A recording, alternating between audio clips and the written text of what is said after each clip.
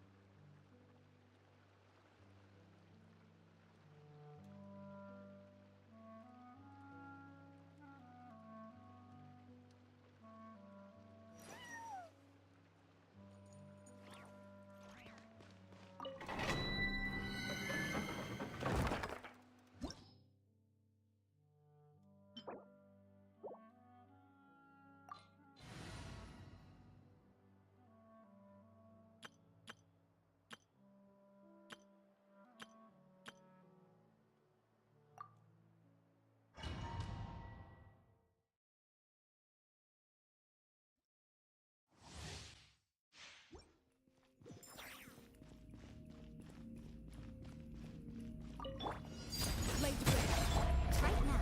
Emerge. Right now. Drop your weapons! You asked for it! Everybody stand back! Let's light it! Emerge. Right here.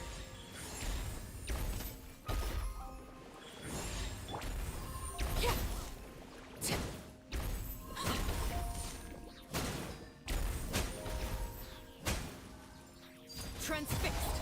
Right now. Emerge. Right now.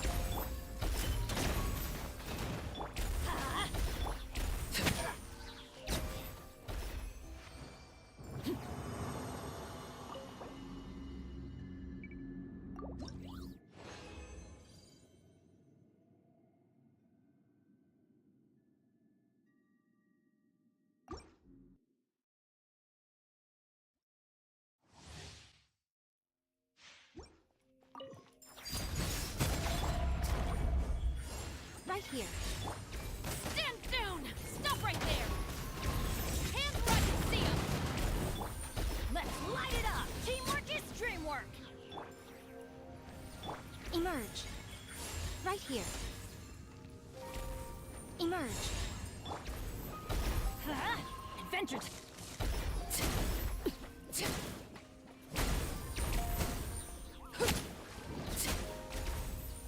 Right here. Right now. Final warning! Let's light it up!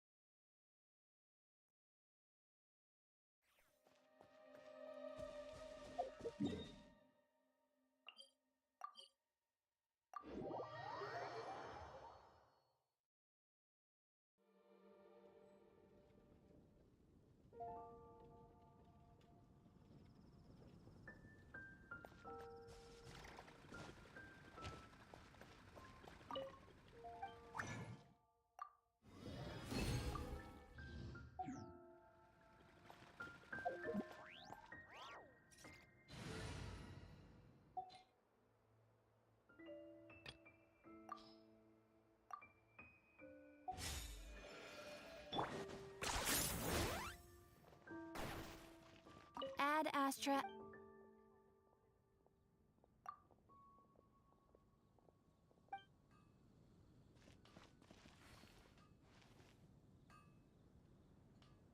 Haven't you heard? There's a strange wobbly thing about his dialogue.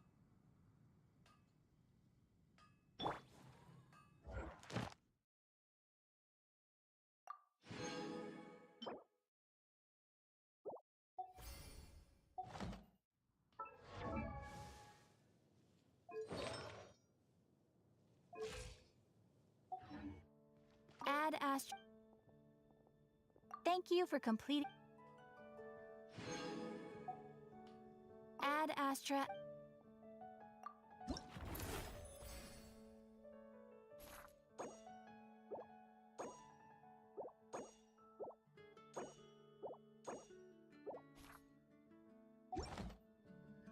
Ad Astra.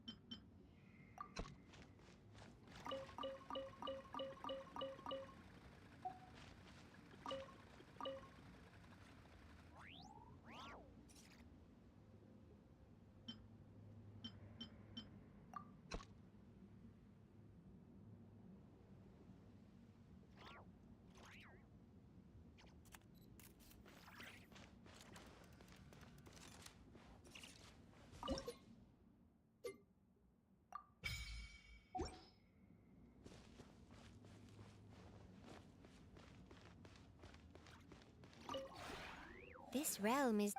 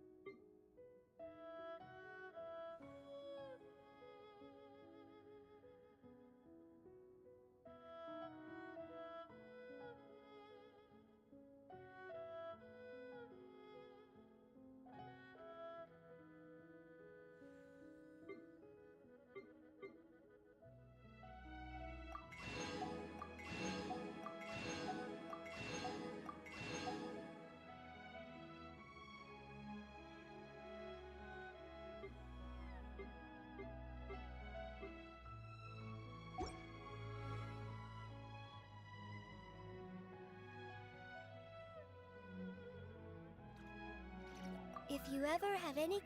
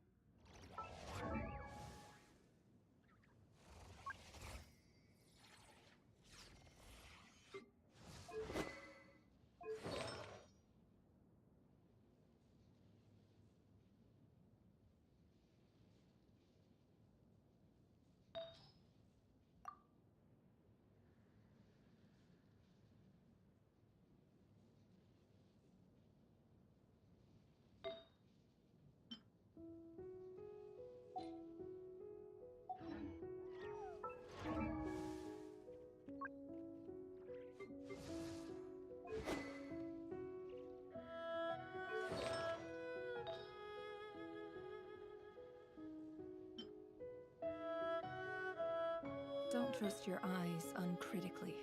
People only see what they want to, so don't be your own fool.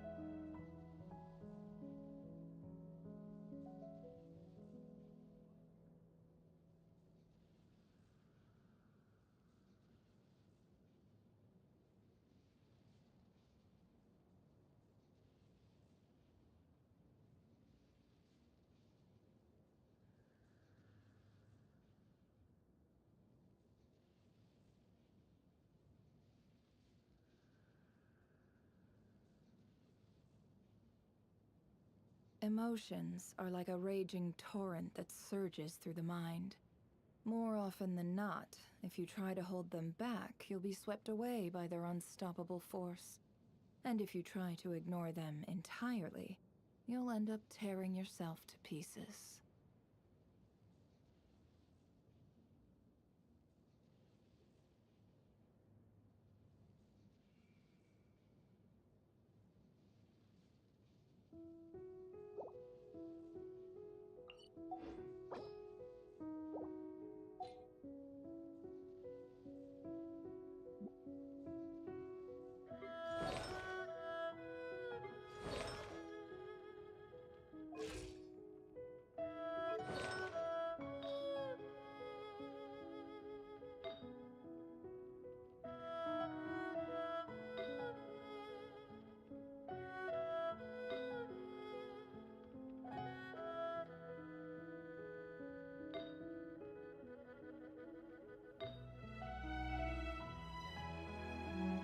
Don't trust your eyes uncritically. People only see what they want to, so don't be your own fool.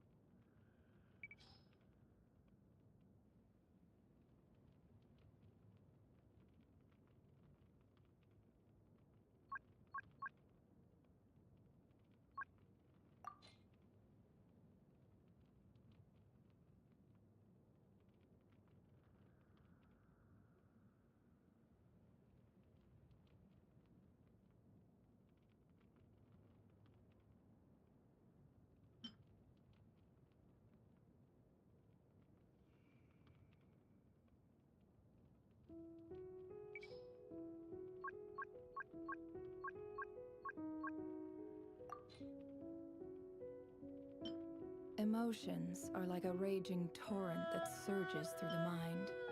More often than not, if you try to hold them back, you'll be swept away by their unstoppable force. And if you try to ignore them entirely, you'll end up tearing yourself to pieces.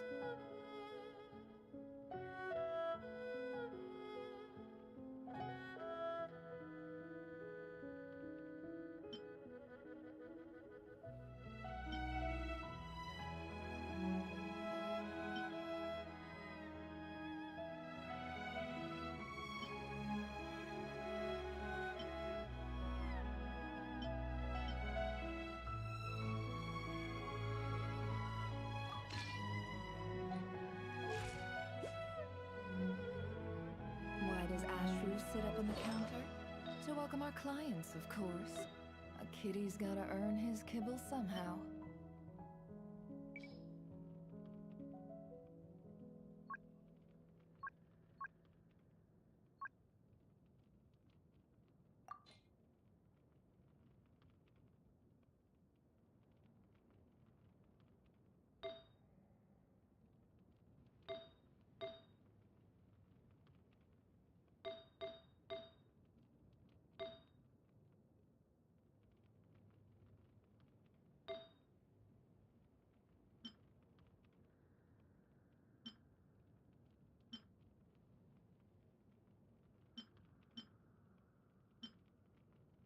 Don't trust your eyes uncritically.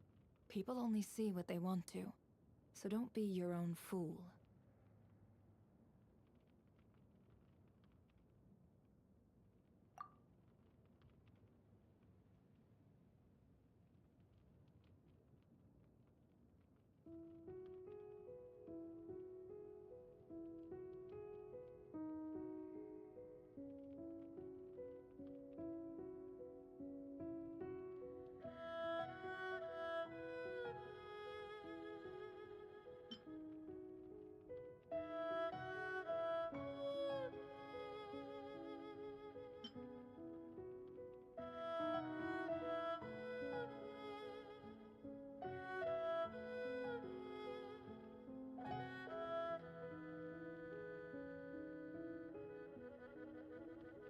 Why does Ashru sit up on the counter?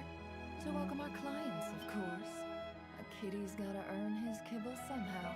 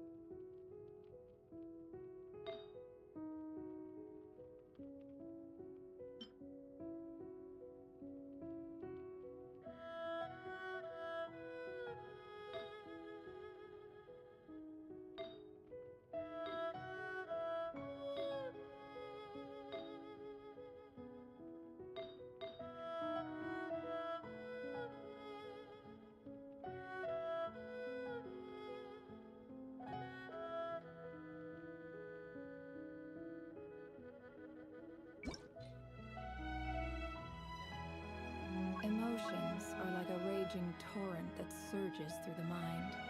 More often than not, if you try to hold them back, you'll be swept away by their unstoppable force. And if you try to ignore them entirely, you'll end up tearing yourself to pieces.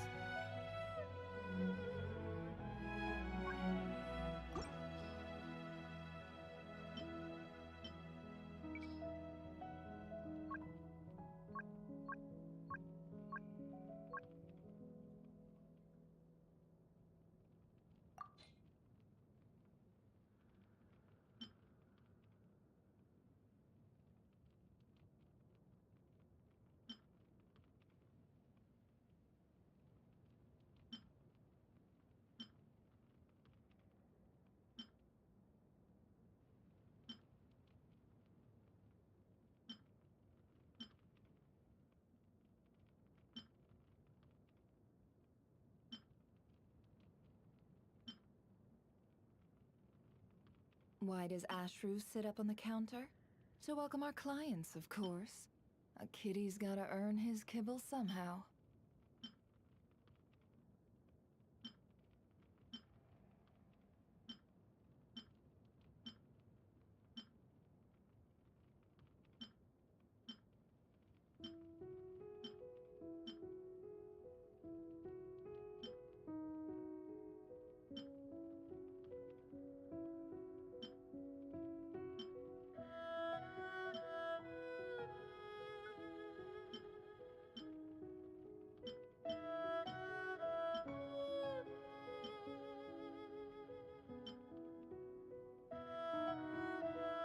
Don't trust your eyes uncritically. People only see what they want to, so don't be your own fool.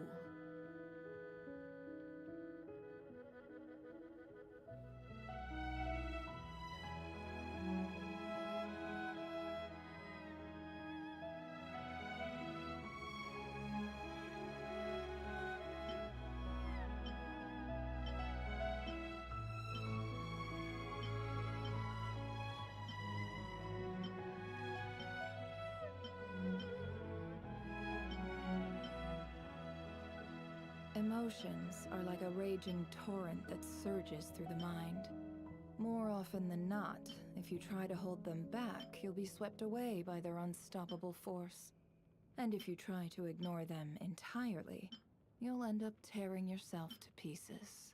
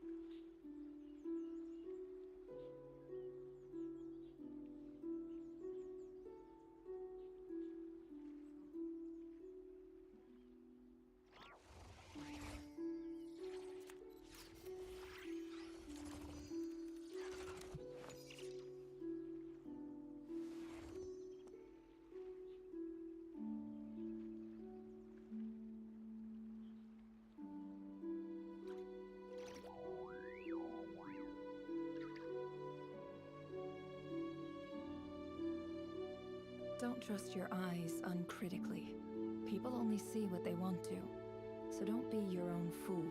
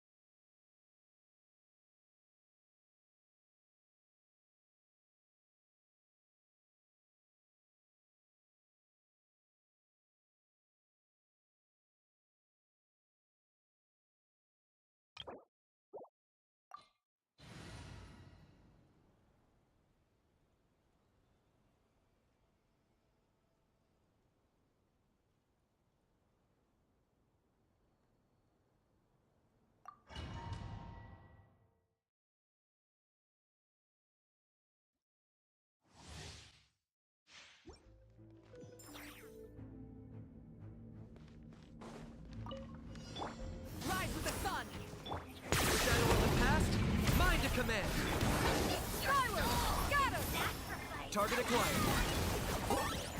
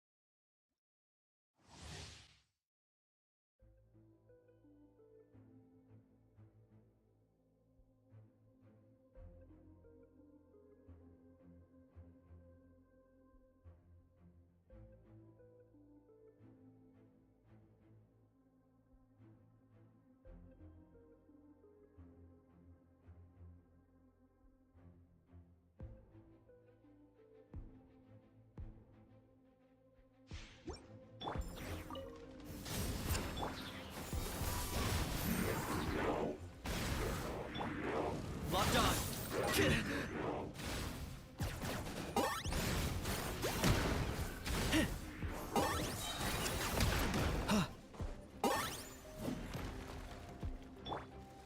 Light it up!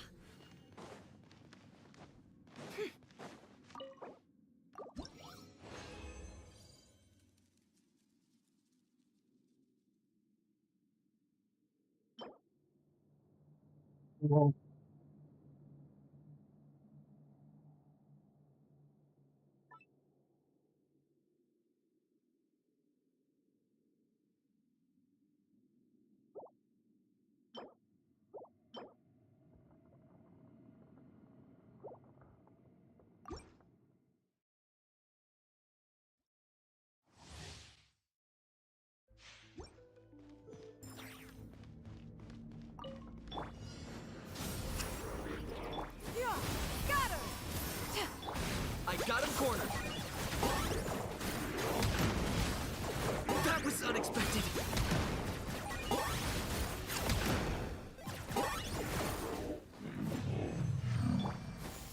Skyward!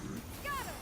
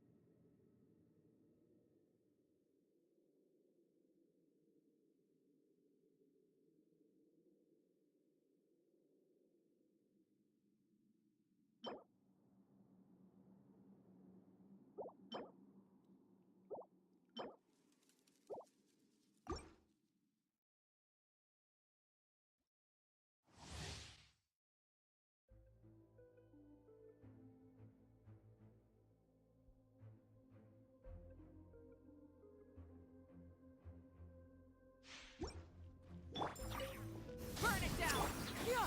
Scatter! Skyward! Make way for the Adeptus!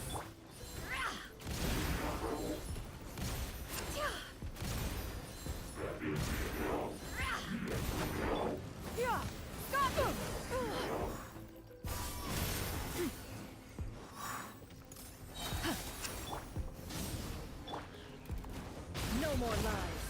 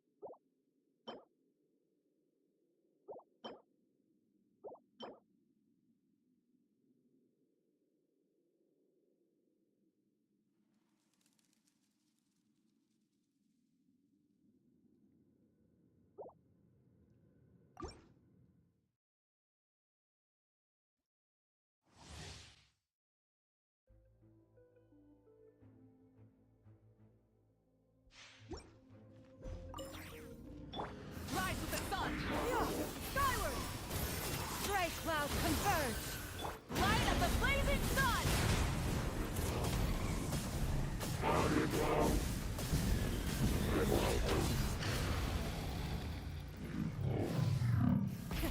Rev the engine!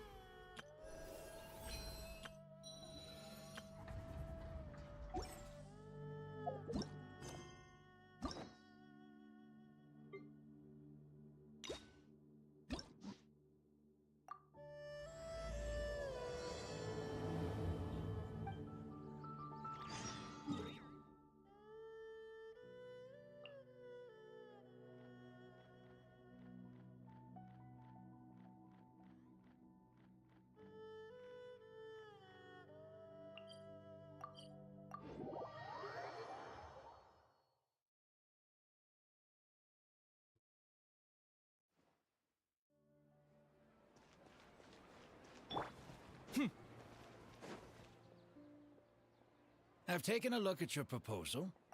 It's much better than the ones you showed me before, but I'd still like to make some changes. Oh, come on, not again. Isn't this the 6th proposal I've shown you? What's your issue this time? It's a bit hard to put into words, but the design still doesn't look quite right to me. I have to say, that's a terribly vague and unconvincing explanation. Please enlighten me. What would feel more right to you? For starters, don't you think this roof is jutting out a bit too far from the top? It looks almost like the head of a fungus. This door, too. I don't think it needs to be nearly this large. If you could reduce it to around my height, you could use the leftover materials to construct a few more rooms. The roof and the door are the most fundamental parts of a building. If we were to change them, then what would be left of the design? Even if the soul of the building won't be lost, all traces of architectural style would be gone.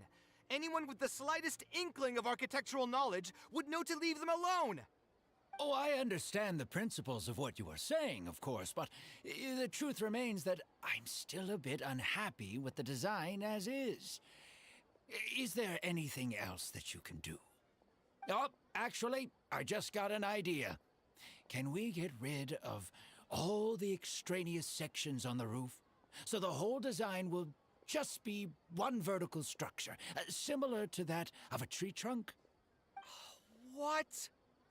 Don't architects often say that symmetry makes everything more balanced and pleasing to the eye?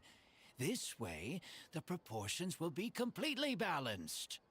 I really don't know how you managed to come up with such a ridiculous idea. Wait, don't tell me. Someone hired you specifically to commission me and put me through the ringer? Come to think of it, though, I really don't think I've gotten on anyone's bad side recently. Anyway, that's it. I will not be working on this commission anymore. Goodbye. Maybe you can find yourself some other genius who'll be able to satisfy your demands. Hey, young man, please wait! Oh. He seems to be in a good mood today.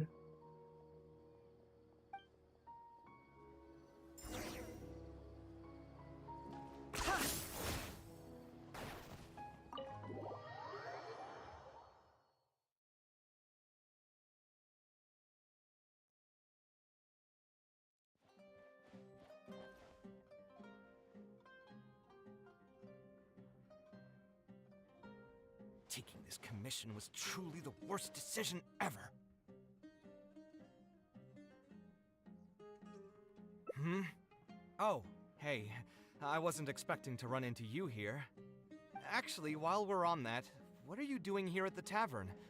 Don't listen to anyone who says that drinking is an elegant pastime. It's no good for your health. So you saw all that, did you? Anyway, thanks for looking out for me. Honestly, it wasn't that big of a deal. I'm used to it by now. Stress is just an inescapable part of being a working adult. Boss, I'll have a glass of wine, same as last time. Do you want something too? I'll put it on my tab. Wine and a glass of juice coming right up. I know you're already keeping a secret from me, but if you could add this one to the list as well, I'd really appreciate it. Arguing with a client is not a good look for me. If word gets out, other potential clients might be afraid to work with me. That guy, though, what was he even going on about? All those ridiculous demands of his? He's just a blabbering fool trying to act like a know-it-all. Another glass, please, boss. I'm not leaving today till someone has to carry me out. You've got it, sir. I gotta say, though, it almost feels like you're saying that every other day now. It really is every other day that you'd run into a client who knows nothing about construction requirements or architectural style. If this was in the past, I'd never have gone through 6 whole drafts trying to accommodate the client's preferences. But perhaps getting used to this just means that I've grown numb to it. I've worked on so many projects since graduation, and none of them have been approved at the first pass. I would spend a lot of time altering my designs, and by the time the clients were finally satisfied, all my passion and enthusiasm would be gone. It feels like I'm straying further and further from my artistic vision with every change I have to make. I suppose, though, that just sticking to your guns and completely disregarding other people's feedback would also not be a good thing. All of this makes for a real paradox, one that particularly crops up in my work, too. In the end, what is the true meaning of art? Should I see it as a divine gift of inspiration from the gods, or an expression of the light of my own wisdom? Here's your drink. How are you already spouting nonsense after just one glass? Your tolerance is usually much better than that. Boss, what do you think is the meaning of art? The meaning of art? Really, my friend, who in Sumeru understands art better than you? Anyway, I don't know about art, but I do know that I'm interested in business, and some patrons are waiting to be served. So, you'll have to excuse me for now. Just holler if you need anything. What do you think, traveler? Yes, art shouldn't be self-indulgent entertainment saved for the elite. Let's say that I built a house for someone. If they don't like how it looks, then no matter how brilliant it may appear to me, they won't be happy with it. The problem is that it can be very difficult to get validated by others. I could compromise my personal standards to accommodate my clients, but often that just means creating a final product that I would struggle to look at.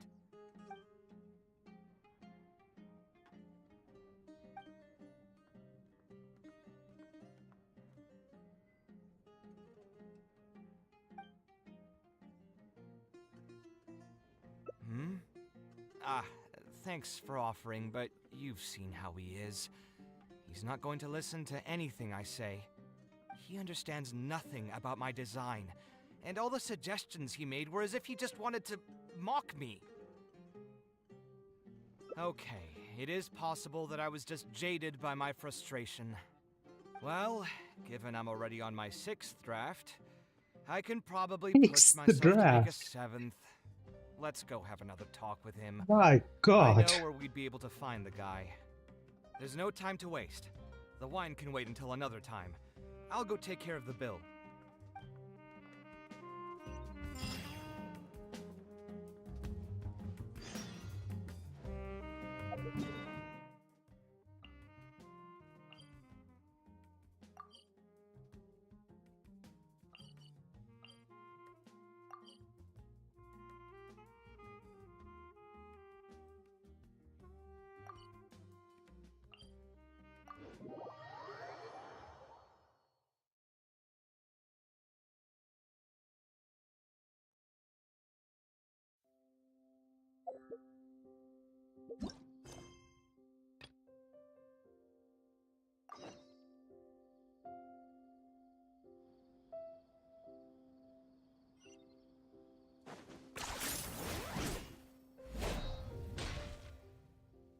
Kaveh, what are you doing here?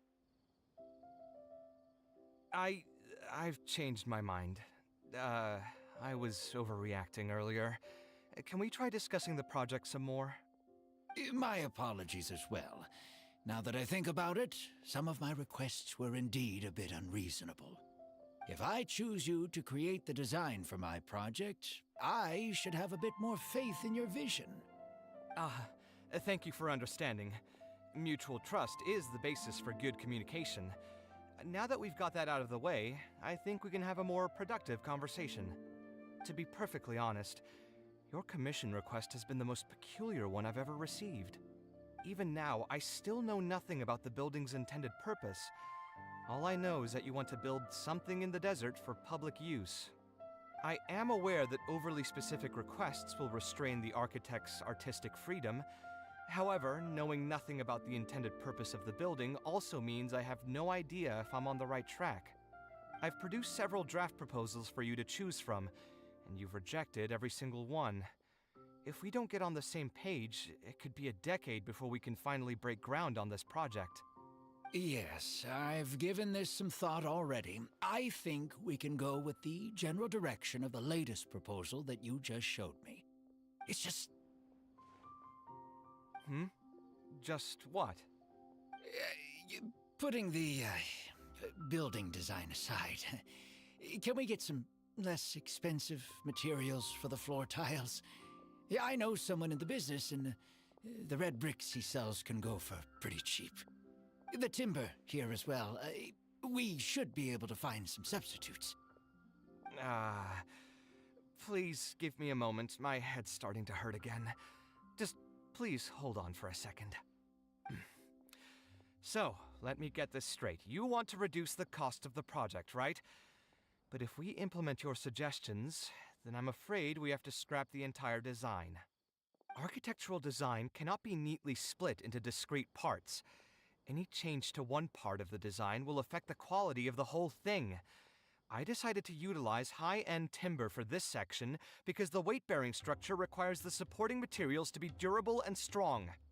Same with the tiles. Switch them out and the entire mural will have to be redesigned. More importantly, if we make such a change, both its practical functionality and aesthetic value will take a great hit. If all you need is a building with a roof that can keep people dry in the rain, you shouldn't have commissioned me. Many architects would be able to build you one of those while charging far less in commission fees. Actually, Please tell me, are you absolutely sure that there's no room for any changes in this draft of the design? I think the most important thing for me is to understand what you would actually like to get. If you could tell me more about your vision, I might be able to work with the design some more. You are the client, after all. You should have the final say on how the project turns out. I want to build something unique. Something quiet and warm inside. A refuge that can block out the world outside. I want all who enter this building to be able to temporarily forget everything that's going on outside of the building and just focus on their task at hand. That's a bit more information than last time, but it's still extremely vague. To put it another way, every rich person who wants to build a mansion for themselves would request something like this. We've gone through many proposals, and this draft is already the cheapest one. Cutting costs by substituting building materials will not only detract from the overall effect of the building, it also won't save you much more in the grand scheme of things. Thank you for giving it so much thought. Please, give me some more time to mull over the budget. I'll get back to you once I've figured out a solution. I still have a few business meetings that I must attend, so I'm afraid I'll have to leave for now. You can just leave the proposal as is. I'll get in touch once I've given it some more thought. That one better than the last time, I think.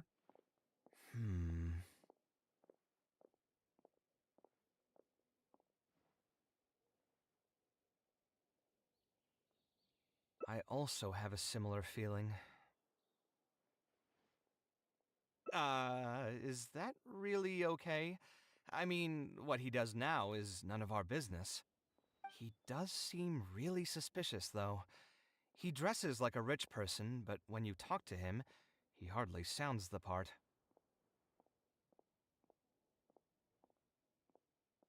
That's actually pretty common. Not all rich people are spendthrifts. Many are just, as if not more, stingy than him. The more mora some people have, the more they love interfering with people's lives. Like constantly reminding you to pay back your debts, or hinting every other day that it's time for you to pay rent. Actually, now that I think about it, I'm not even sure this person really wants to work on this project with me. Putting his vague requests aside, he's still finding excuses to procrastinate even when we've decided on a plan. Who knows how long construction will take if he keeps delaying things like this? We should find him again and get some clearer answers. The sooner we can break ground on this, the better. I'm guessing we have to follow here.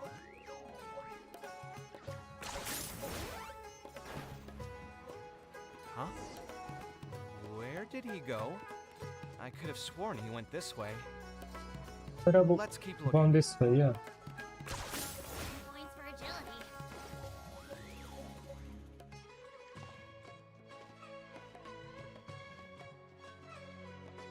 Oh, hey, look! Isn't that Badawi? It sure looks like him, but he's dressed completely different now. What is he up to? Didn't I tell you before? I'm not looking for more workers. Plus, aren't you a bit old for physical labor? If something happens to you, I won't be able to pay for it. Oh, you won't have to worry about that. I grew up as an Eremite mercenary and worked in the desert my entire life. My body's still in great shape. I don't have many talents, but I still have my muscle. If you need someone to unload goods or drive away sumpter beasts, I'm your man. You used to be an Eremite mercenary? I know there are a lot of bad apples in our ranks, but most are just trying to make a living. We're not that greedy by nature, and we'll do our best when given a job. Let me think. I'm sorry, but I still can't take you in. I don't have any open positions right now, and don't have the mora for anything more. How about this? Why don't you try your luck somewhere else? Okay. He used to be a member of the Eremites? Huh. From the way he was dressed, I would have thought he was a merchant from the rainforest. Let's ask him about it.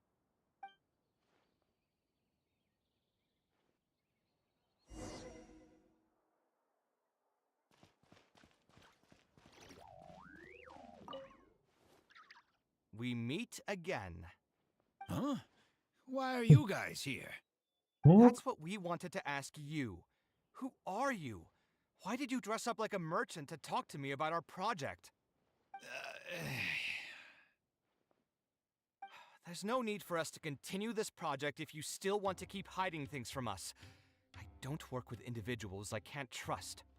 Believe me, I didn't have any bad intentions. It's just...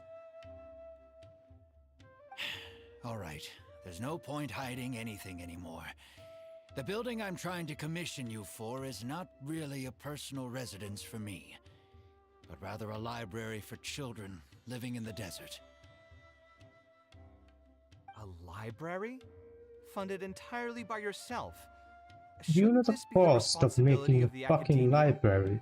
I've heard that the academia will be looking to prioritize the desert with the allocation of educational resources and materials.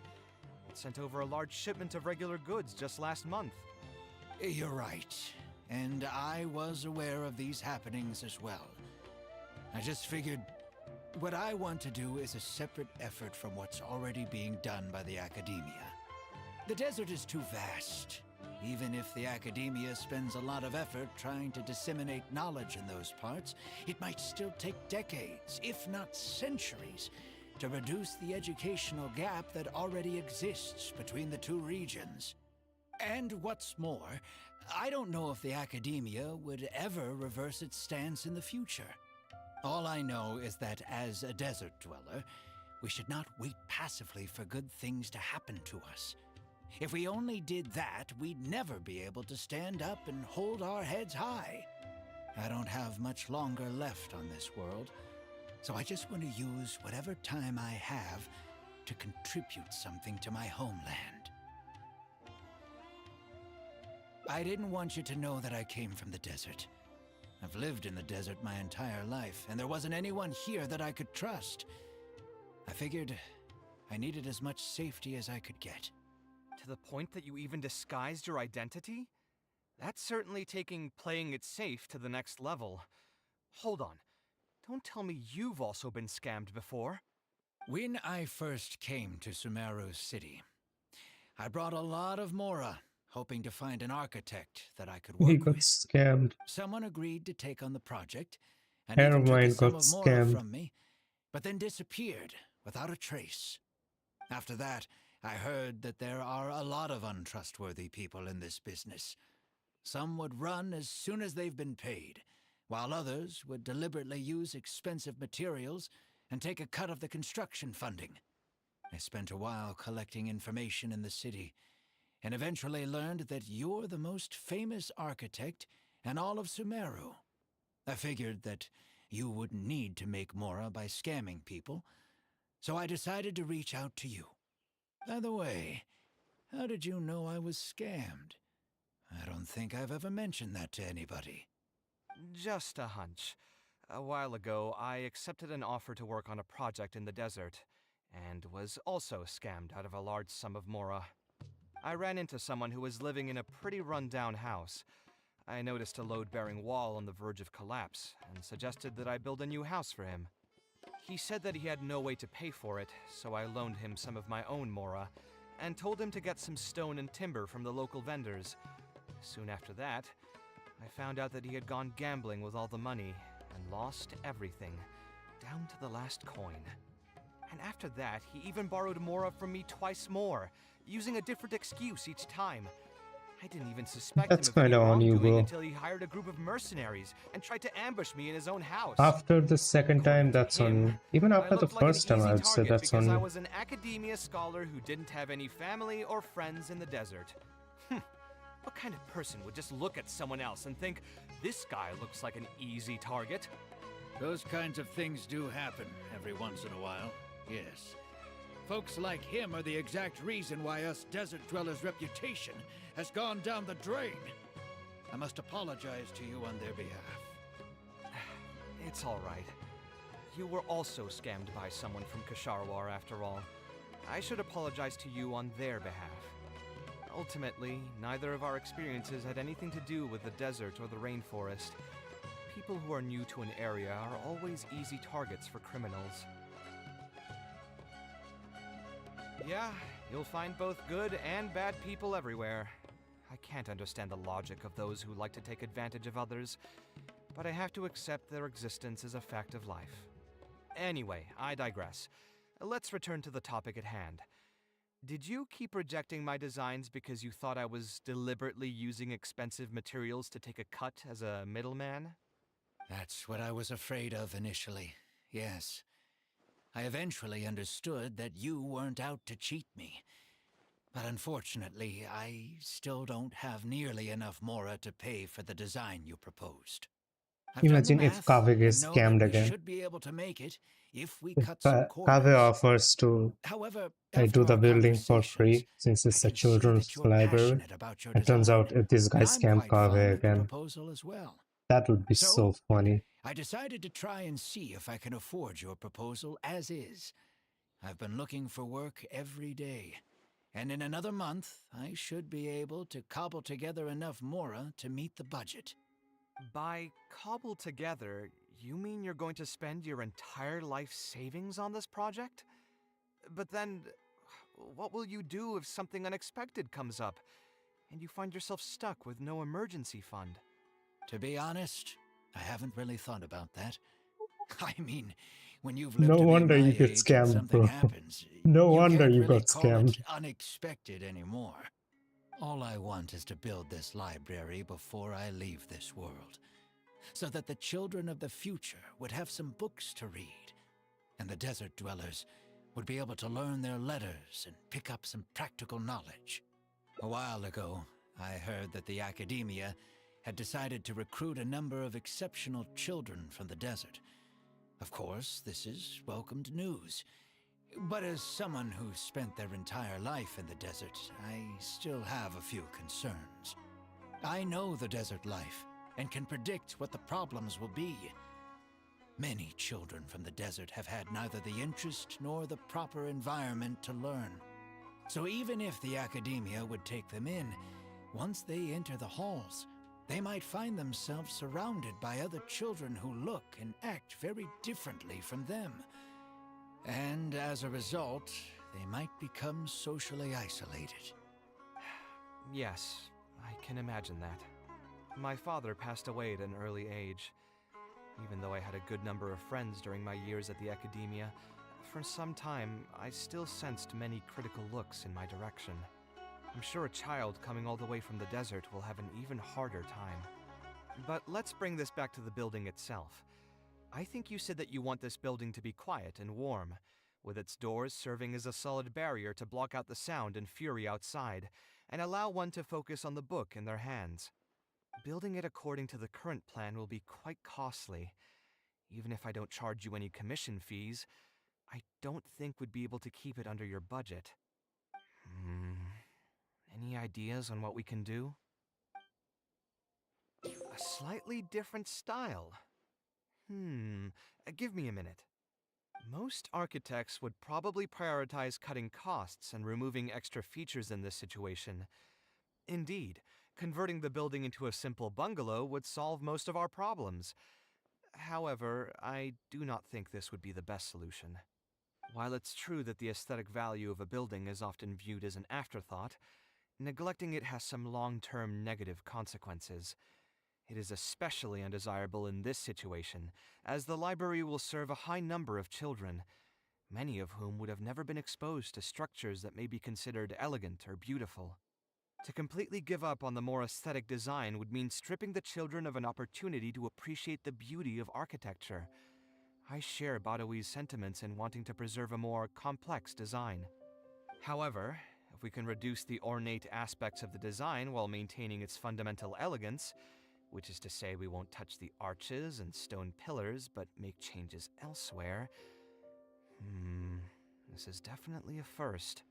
To make up for the loss of regular details, we would need to put a lot of extra effort into the layout, lines, and color.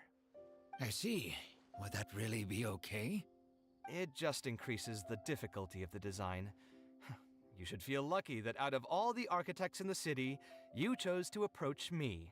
Most of the others would have given up on this project by now. As for inspiration, I think I might have something in mind, but I'd need to visit the site to make sure. Where do you want this place to be built? Tell me the exact location. Aru Village. Although it wasn't my childhood home, I think it'll be the best site for such a building. Okay, then we can pay a visit to Aru Village. Is there something I can do for you? I've already caused you a lot of trouble before, and now you're revising the design again because of me. Which draft are we even on now? It's making me feel terribly guilty. Let me think. You said you used to be an Eremite mercenary, right? In that case, you could help us clear out some monsters that are blocking the way to Aru Village. We want to keep the roads clear, and reduce the loss of materials during transport to a minimum. If everything goes well, that'll help us save some Mora. All right, just leave it to me. If there's anything I'm good at, it's clearing out monsters. What are you waiting for then? Let's pack up and get ready to go.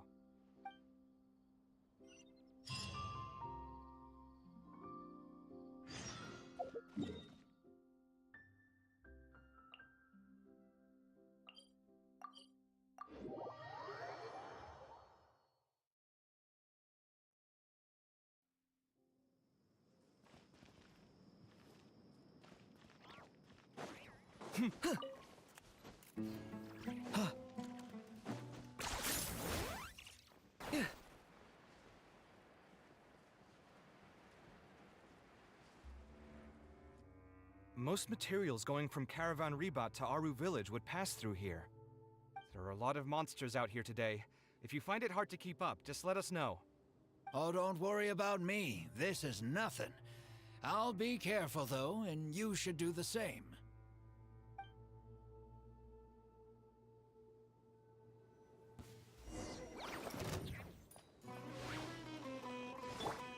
Light it up! Yeah! Skyward!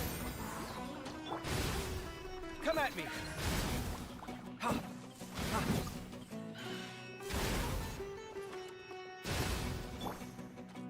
Skyward! Scatter! Burn it down! Sight clear! Tuh! Take! Ah! Rise with us! Yeah! Skyward!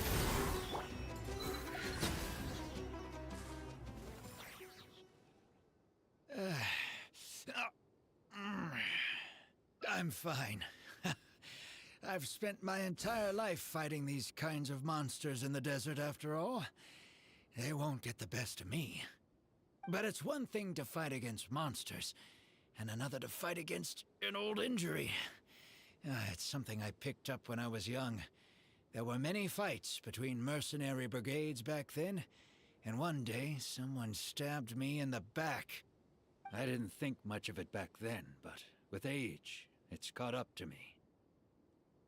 Few mercenaries get to enjoy their later years. Failing health tends to take the joy out of reputation and wealth, and many mercenaries never even made much of the latter to begin with. Is there someone you know who can help to look after you? Unfortunately, no. My wife passed away at an early age, and I don't have any children. Sometimes I'd close my eyes and realize most of my life story has already been written. I have many regrets about my past, but at the same time I also know that there were never many options for me in the first place. I joined the Eremites when I was young, and won many battles with them. My survival was more a matter of luck than actual ability. If at all possible, I want future children of the desert to have some more options in life. I don't want them to turn out like me. My apologies. The older we get, the more we tend to ramble. Seems like we've already cleared out most of the monsters. Let's hurry over to Aru Village.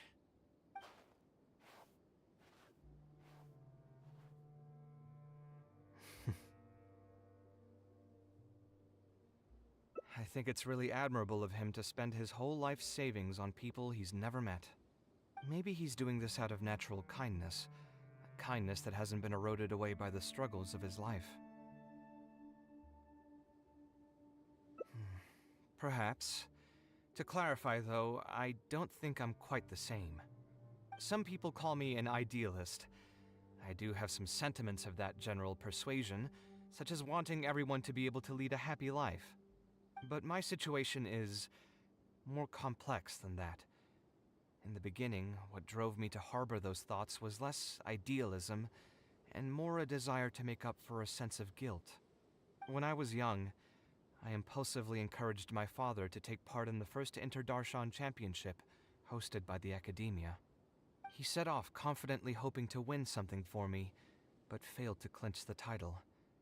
What's more, he fell into depression after the competition, and requested to join an investigative research project in the desert. I never saw him again. Word has it that he got caught in quicksand. Even if other factors may have contributed to his death, the fundamental cause still circles back to me. I started doing many things in life because I wanted to make amends. Even in cases where I couldn't do something for a specific person, I still did whatever I could.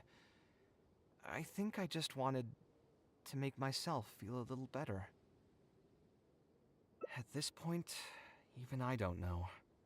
I've tried self-reflection, but it didn't help. I can't seem to walk away from many things that I see or hear about, even if they don't directly concern me.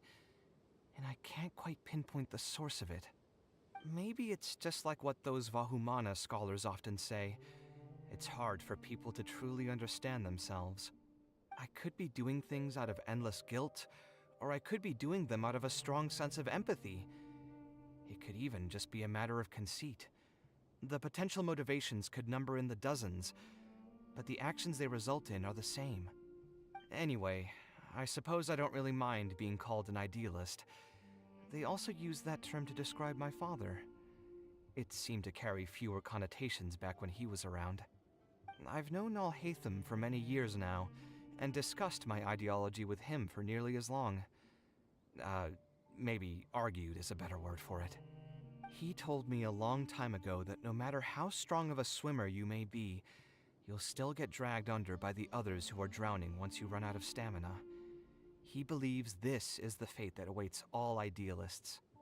I still believe I should live by my ideals, and I've given him countless reasons why I think it's a good idea to do so. Perhaps my ideals are flawed, but are there really any perfect things in this world? Unfortunately, he remains unconvinced. His personality is the exact opposite of my own. If someone happens to drown next to him, he'll most likely stand on the shore and mumble something along the lines of respecting other people's fates. But as you can see, I'm not the only idealist in the world. Just as there are different seasons, there are also different people. There are many others who will continue to care about the fates of those who are not directly related to them. And when I finally run out of stamina, someone will also reach out and bring me back to shore. Someone will help me, right? Yes, I've already been helped like that before. Oh, please. It's not like we're actually talking about swimming. Also, just so you know, I actually took a swimming elective back in the day. Don't underestimate my skills. Either way, I'm feeling much better than when you first found me at the tavern. I can feel inspiration already welling up inside of me. Maybe this will be just the opportunity I needed to create a whole new style. All right, let's head to Aru Village.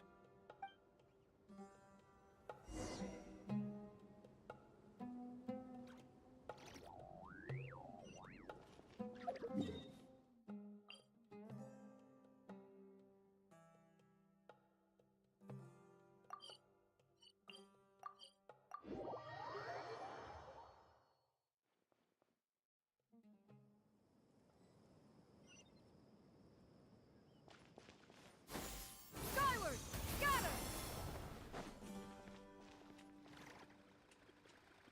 Now that we're here, it's my partner's time to shine. Marak! Yeah. Oh, what's this?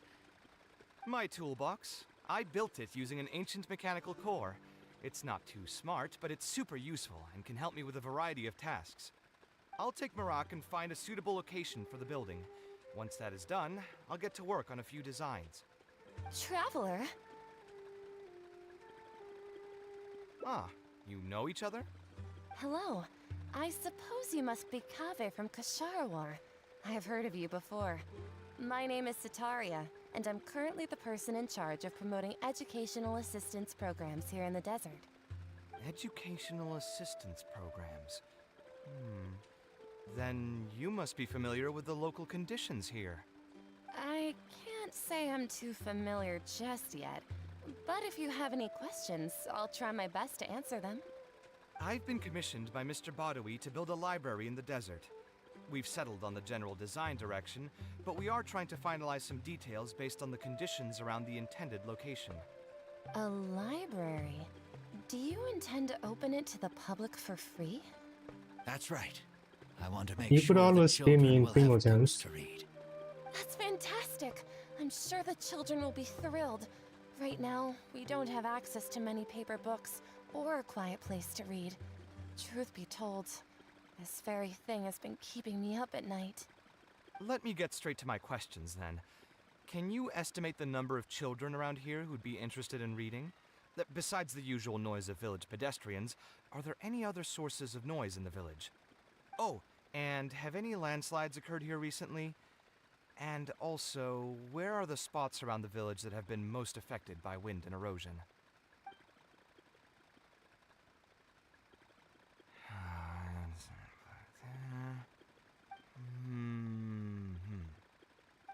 All right.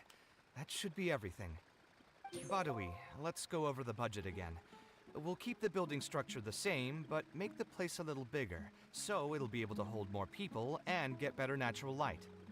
The parts of the project that cost the most will be the insulation and ventilation materials. I'm sure you understand, no one likes to read in a place that's hot and stuffy. I want to make significant changes to the arrangement of the bookshelves, tables, and chairs. I'll go over the specifics of that shortly. I have 2 plans in mind. Both are pretty minimalist in style, but will provide a very different ambiance from the world outside. Our final cost should be around 70% of the last figure I quoted. The whole thing should take around half a year to complete. Marak has produced a sketch for all of you to see. If everyone's okay with it, then we'll proceed with that as the formal plan. The inspiration just came to me naturally. All I did was put thoughts to paper.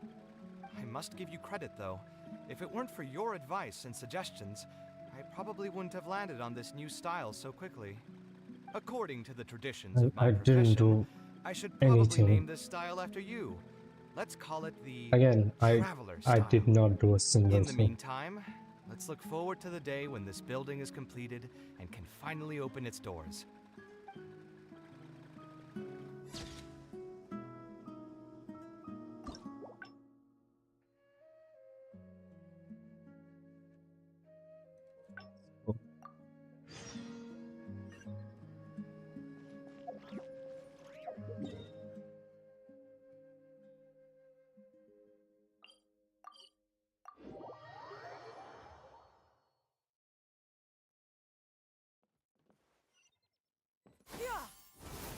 Got him!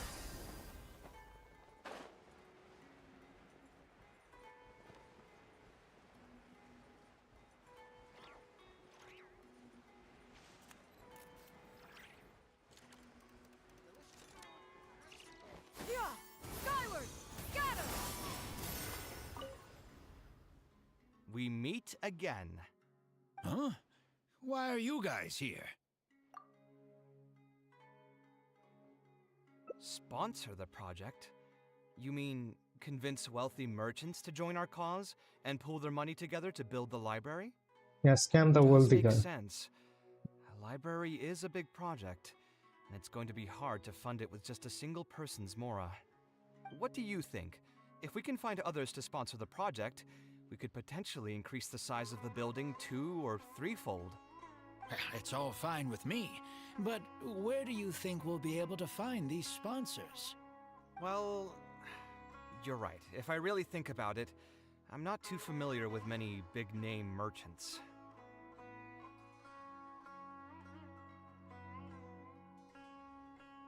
Her? Hard pass. With her shrewd and greedy personality, she would never put Mora into something like this. Now there's an idea. She probably won't say no if all she'll need to do is to make some introductions instead of spending Mora. Let's go and pay her a visit.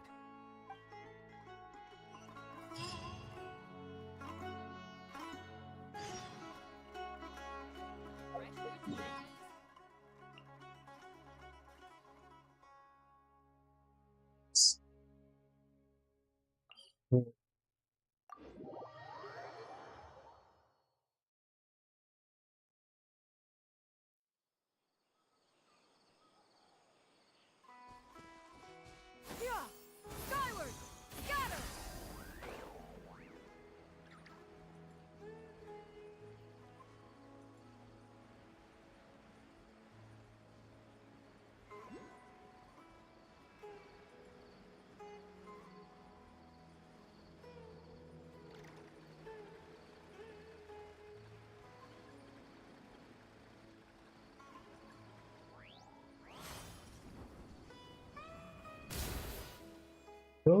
Dory is our sponsor, huh?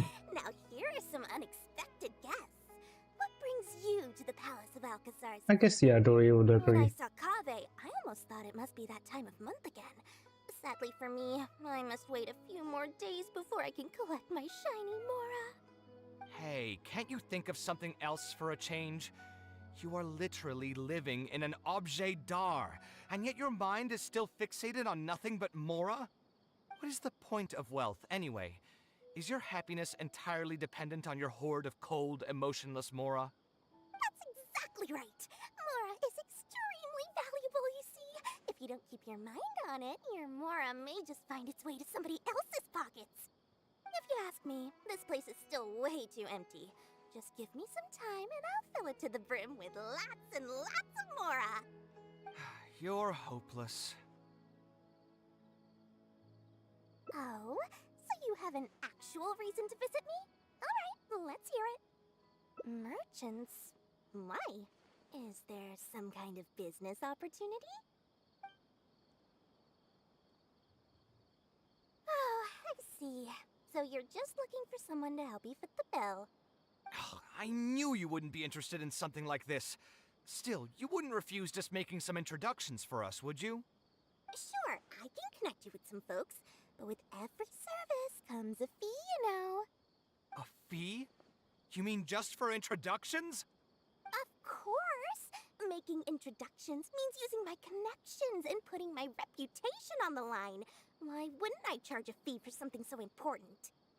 Since we've known each other for so long, though, I'll give you a huge returning customer discount. How about 500,000 Mora? 500,000? I guess that's okay. But No, why are you that's charging a that's fee not before okay. we've even What secured do you any mean that's funding? okay? That just doesn't seem right.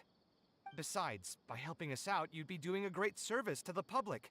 Can't you take your mind off your Mora even for just 1 second and focus on something far more important?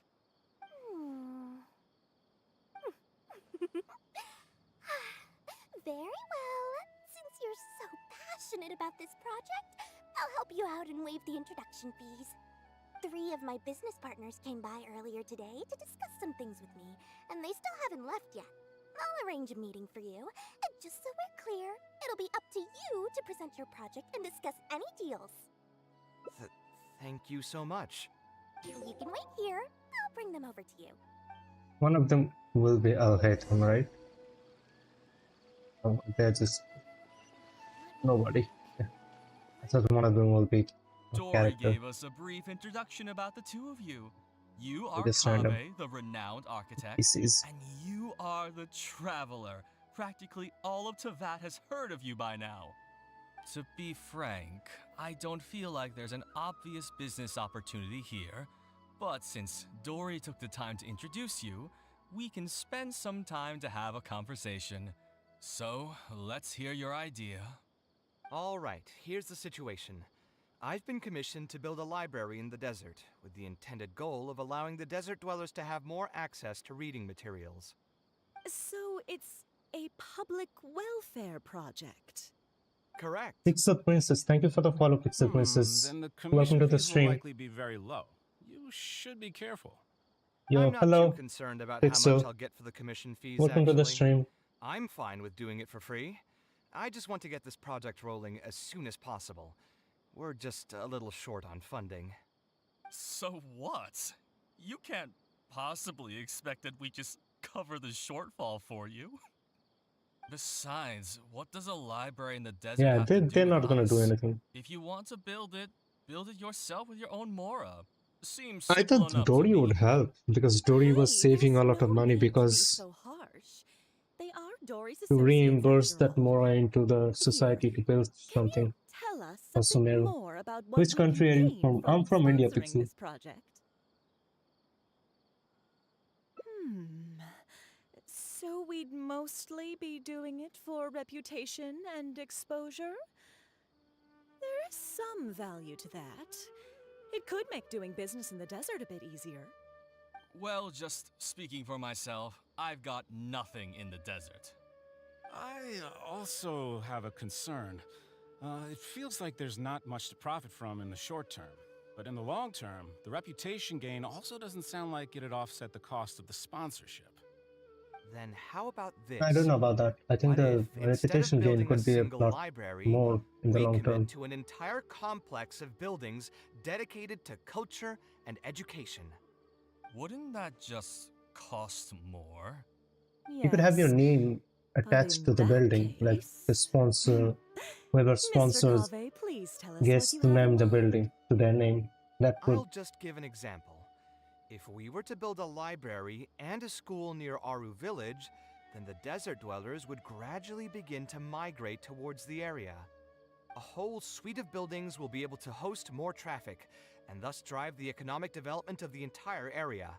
In turn, that would lead to direct business opportunities. I've been to the desert several times. Although there are still many lingering tensions between the two regions, the amount of interaction has been steadily increasing, and in the long term, the desert will only become more and more important to Sumeru. You do have a point. Education in the desert is indeed an industry that has not been tapped into. If we can be the first to place stakes in the area. And you just believe anything he tells you? Even the Why don't you greenest fuck off, amateurs know dude? that urban If you don't planning have will any affect interest. population flow.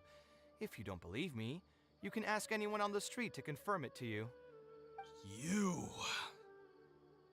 Hey, why are you starting to sound like I'll hate them? Wait, something just occurred to me. If we're going to build a library in the desert, Aru Village would obviously be the best place for it. But it seems we're not the only ones with our eyes on the village. I heard a rumor a while back saying a lot of land and buildings in Aru Village have already been secretly purchased by a big-name merchant. What? What? In other words, if we try to join the fray now, there won't be much left for us. If we want to build a suite of buildings focused on education and culture, Aru Village is the prime location. If we want to build it anywhere else, we'll have to deal with a far larger list of problems. It's not impossible, I suppose, but...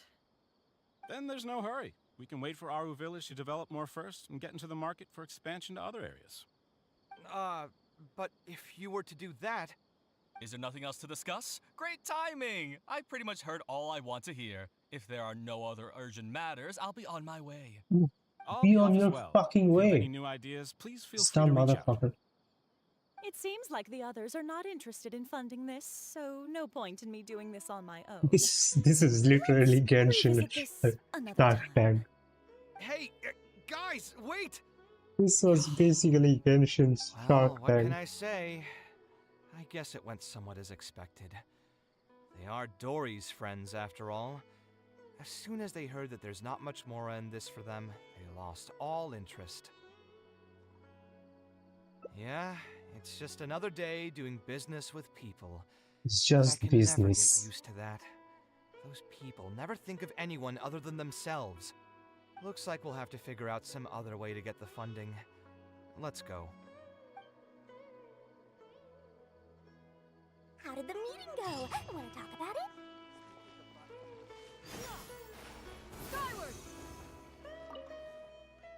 Oh, where did all that passion go from earlier, I take it you weren't able to find a sponsor for your project? Please don't tell me that you're here to mock us. What kind of person do you take me for? Would the kind and generous Lord Sakuma Bay really do such a thing? I will say, though, I more or less expected this outcome even before I introduced them to you. You can try to talk up the project all you want, but the facts will remain the same. This project is high investment with slow returns. No sane person would put their money into this. But this isn't just a business project, right? Also, if you already knew no one would want to partner with us, why did you still try to charge me 500,000 mora? You scammer! You might want to remember who your creditor is before you start talking like that, Kaveh. I'll pay back every last coin that I still owe you, but that's a completely different matter. Alright, since you're so devastated about this, I'll set you up for dinner with another big-name merchant. In fact, I'll be inviting the most famous merchant in all of Sumeru, so I'll be counting on your performance. What? Really? I would like to sincerely apologize for my attitude just now. So, Where would we be meeting this merchant? Follow me. Oh, I suppose both of you can come.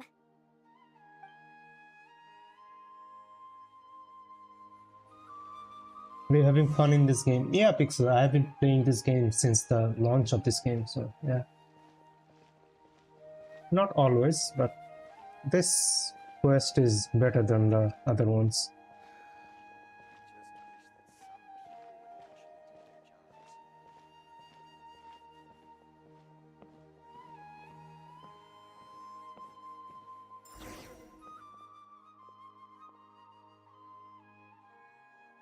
This is the place.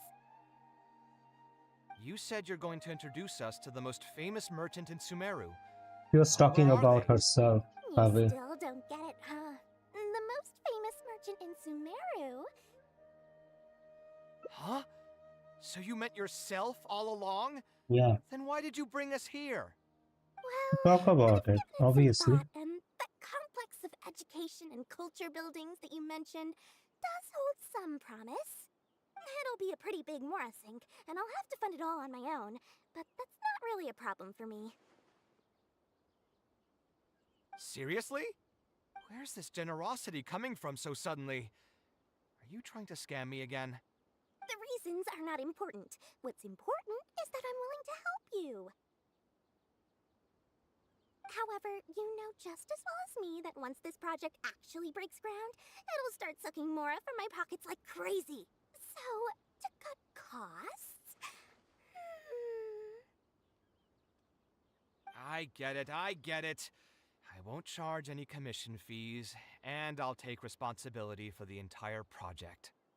Splendid! Then let's sign the contract right away.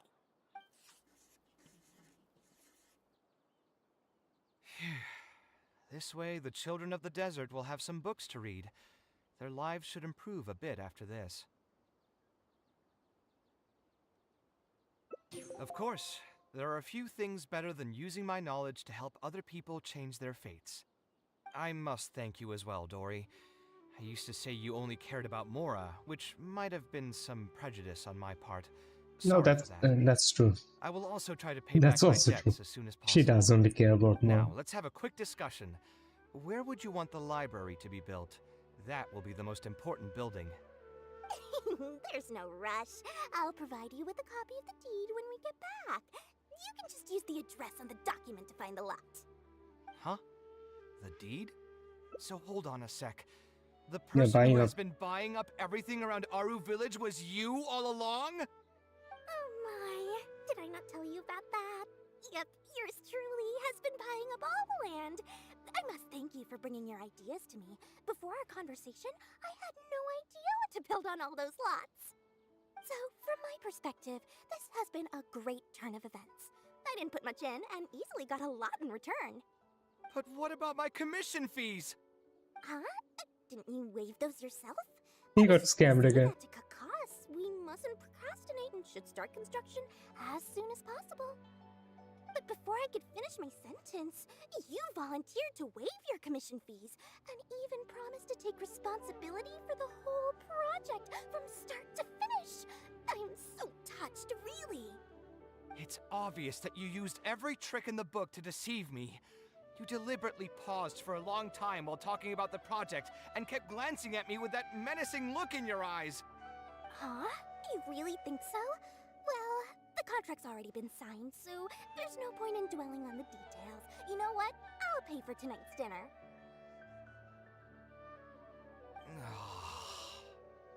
Fine, I'll drop the argument on the commission fees. But since you said you're paying for dinner, I'm going to order the best dishes and booze this place has to offer, and lots of it. Tonight, we're feasting until I've recouped my full commission fees.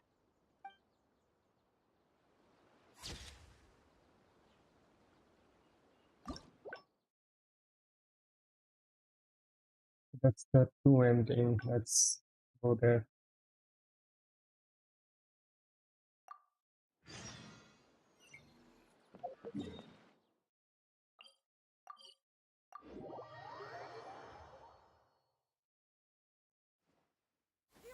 Skyward!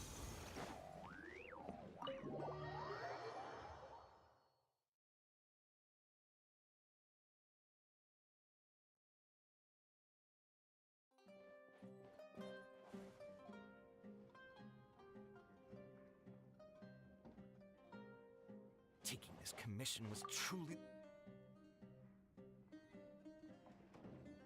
Exactly. So our thoughts on the meaning of...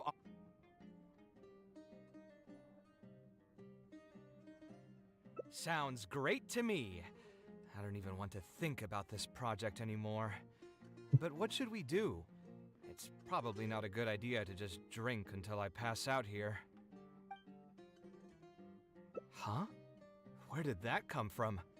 I mean, it's not like it's some kind of secret. You probably already know some bits and pieces of my past. My mother is also an architect. I've always adored her drawings, and when I was young, I used to sit next to her and watch her bring all kinds of buildings to life on paper. You could say my interest in architecture just naturally grew with time. Perhaps. In fact, I have also seen my mother argue with her clients, but she would always quickly find the motivation to return to her work. Unfortunately, I've barely had any contact with her since she remarried and moved abroad. Even if I wanted to ask her about her ability to stay positive after an argument, it would seem rude to barge into her life again over something as trivial as that. I did remember something else, though. When my mother left, she only carried some small personal luggage with her. She left most of the belongings in the house to me. At the time, she even told me that it would be great if I could learn a few lessons from her life experiences, so my life and career could go a little more smoothly. I hadn't quite come to grips with my emotions, and didn't really have it in me to go through any sentimental items, so I just packed anything with memories away in a box and haven't reopened it since. It's been a really long time. Now that so many years have passed, maybe I have finally developed the maturity I need to face those memories without losing my mind. Yeah, I should dig it out and take a look. Huh? Sorry, I've had too much to drink and wasn't thinking clearly. You're right. I should do these kinds of things with the support of a friend. Speaking of that, I can call you a friend now, right? Either way, thanks for reminding me that I can invite you to come along. Had I just gone back by myself, it would have looked like I'm deliberately trying to keep things from you. Ugh, thinking too hard about the words is giving me a headache, so I'll just give it to you straight. Thanks to your advice, I have decided to put my current projects on pause for now, and spend some time trying to rekindle the passion for my craft. If you want to stick around and see how this will turn out, you'll be sure to encounter some bits and pieces of my past. Do you think you'd find that too boring? No, that's fine by me. All right, then let's go. head back together. I mean, you already know where I live. Who knew that the day would come when I too would have some friends over? Let me see. I should have tidied up the place before I left the house this morning. Alhaitham shouldn't be home now either. He's usually in the records room at this time of the day. Anyway, there's no more time for drinks. I'll go take care of the bill.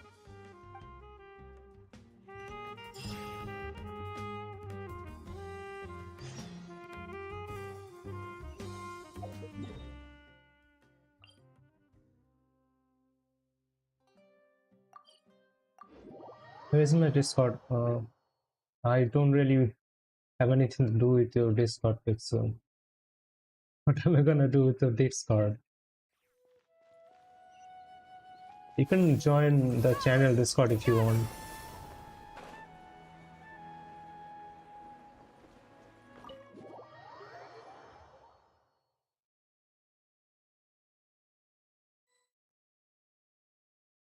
Alhaitham isn't in, so feel free to sit wherever. I'll bring out the box.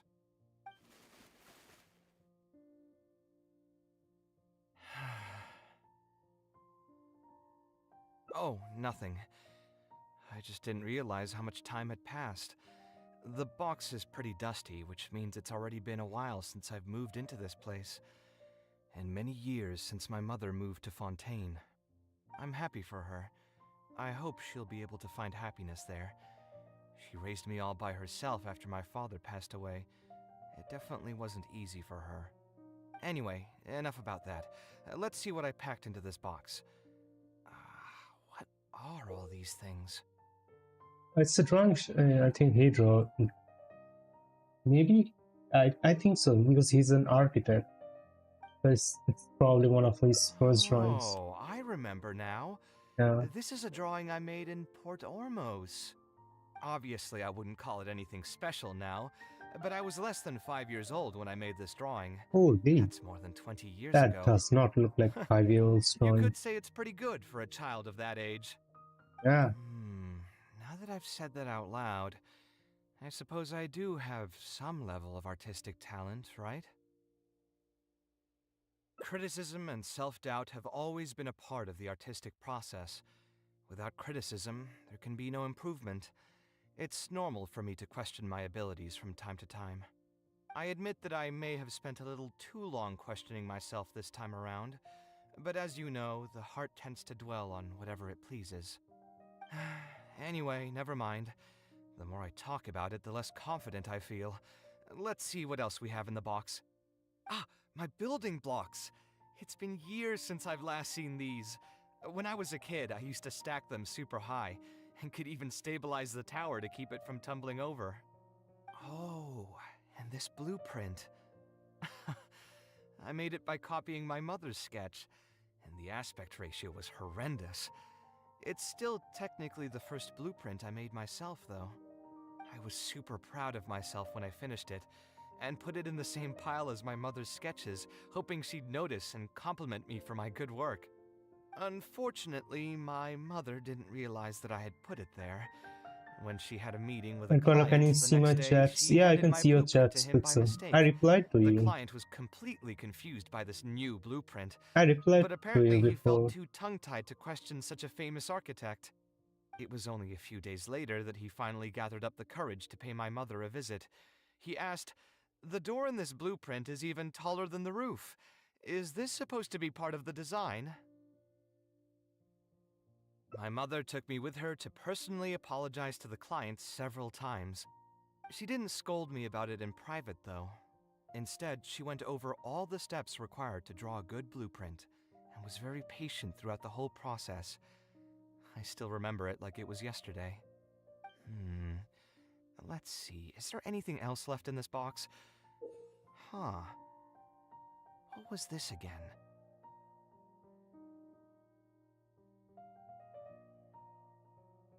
Ah, this is my mother's notebook.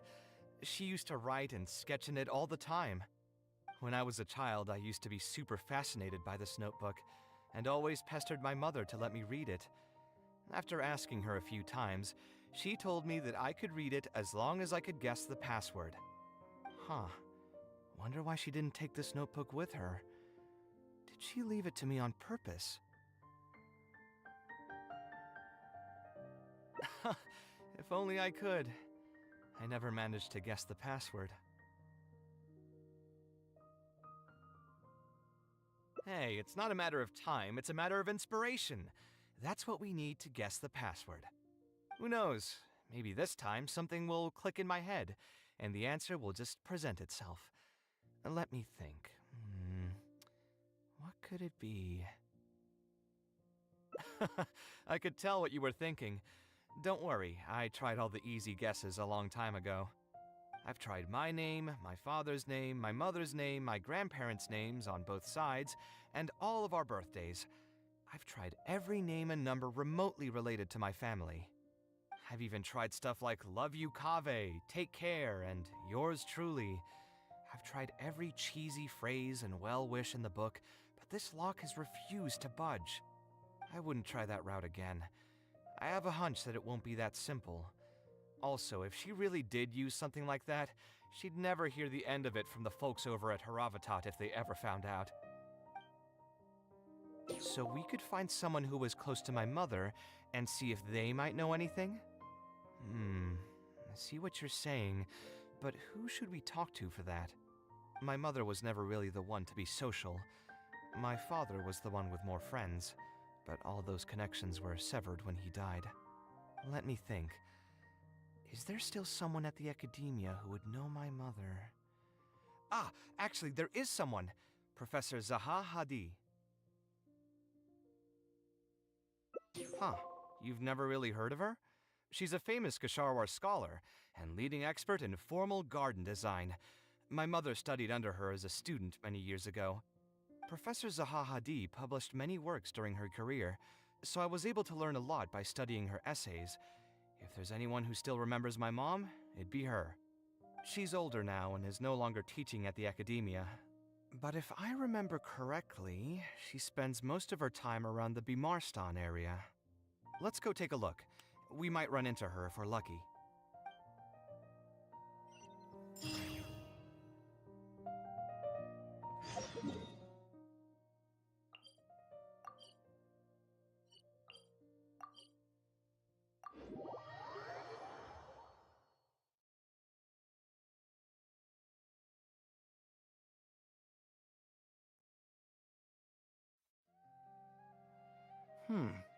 What am I supposed to do now?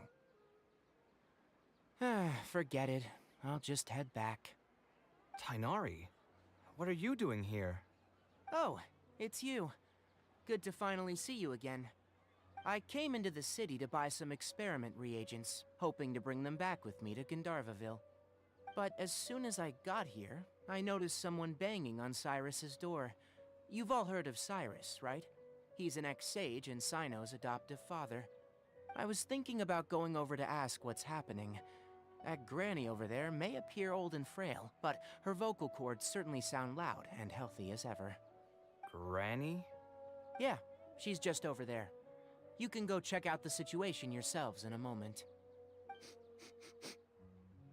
Kaveh, were you at the tavern? I had a quick drink or two. Can you still smell the alcohol? Drinking in broad daylight. Really? You want to pass out by the road and get run over by a sumpter beast like some mindless fungus, huh? And you, traveler? You didn't try to stop him?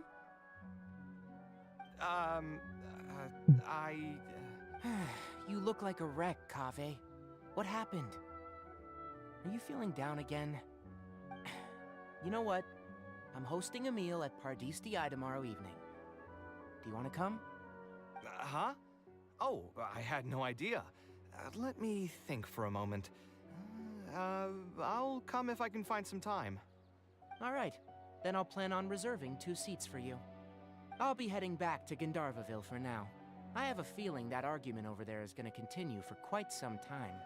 It might be best if we don't get involved. A granny who lives nearby. Let's go take a look.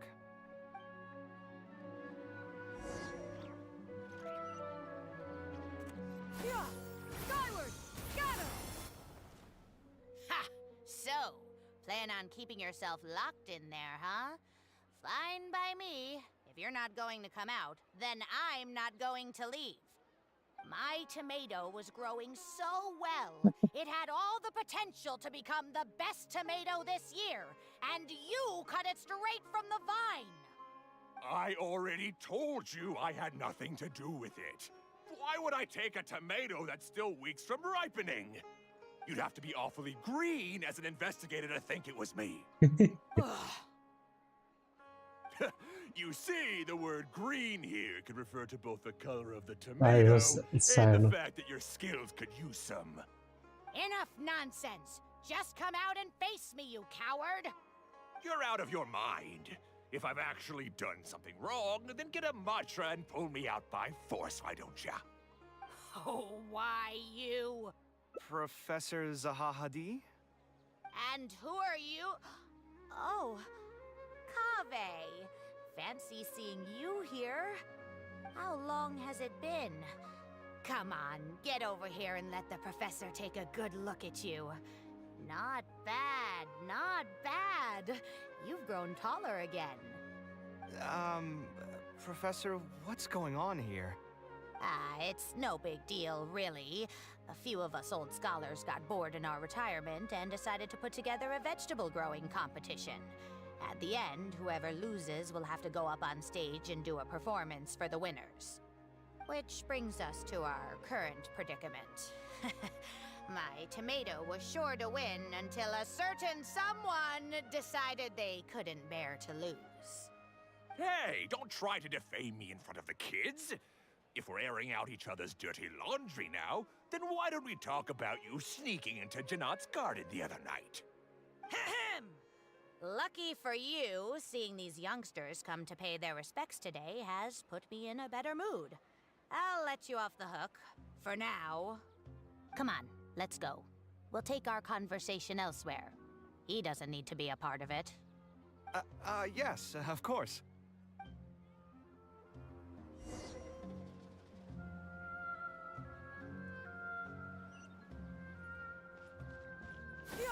Skyward! Scatter! Is Faranak still doing well? Yes, as far as I know. She left for Fontaine some time ago and started a new life for herself. She's still doing work related to architecture, though. Ah, yes. I did hear about that. Did that upset you at all? No, not at all. She's already sacrificed a lot raising me as a single mother. That's good to hear. Your mother did struggle quite a bit those few years. It's probably a good thing that she found a new place to call home. Sometimes I wonder if things were harder for her because she was so beautiful.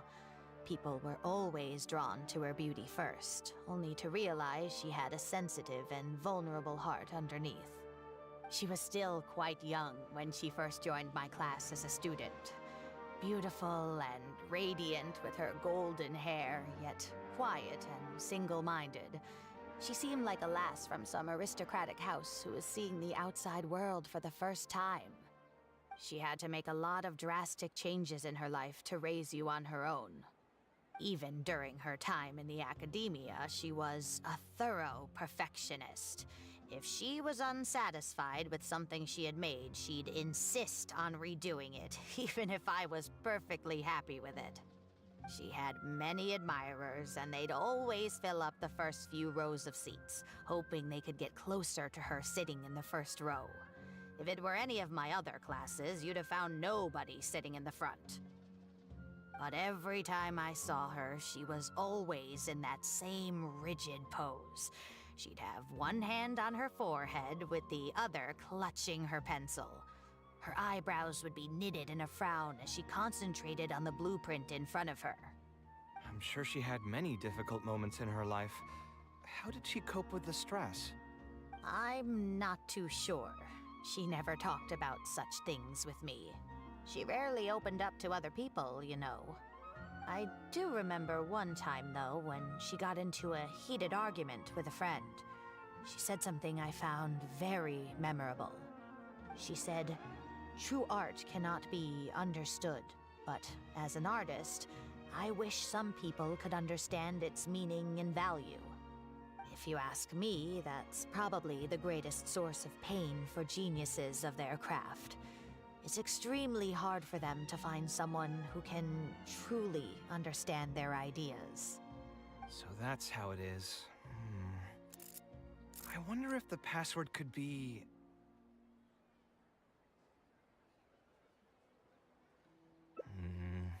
I tried both just now. Seems those aren't it either. What are you trying to do?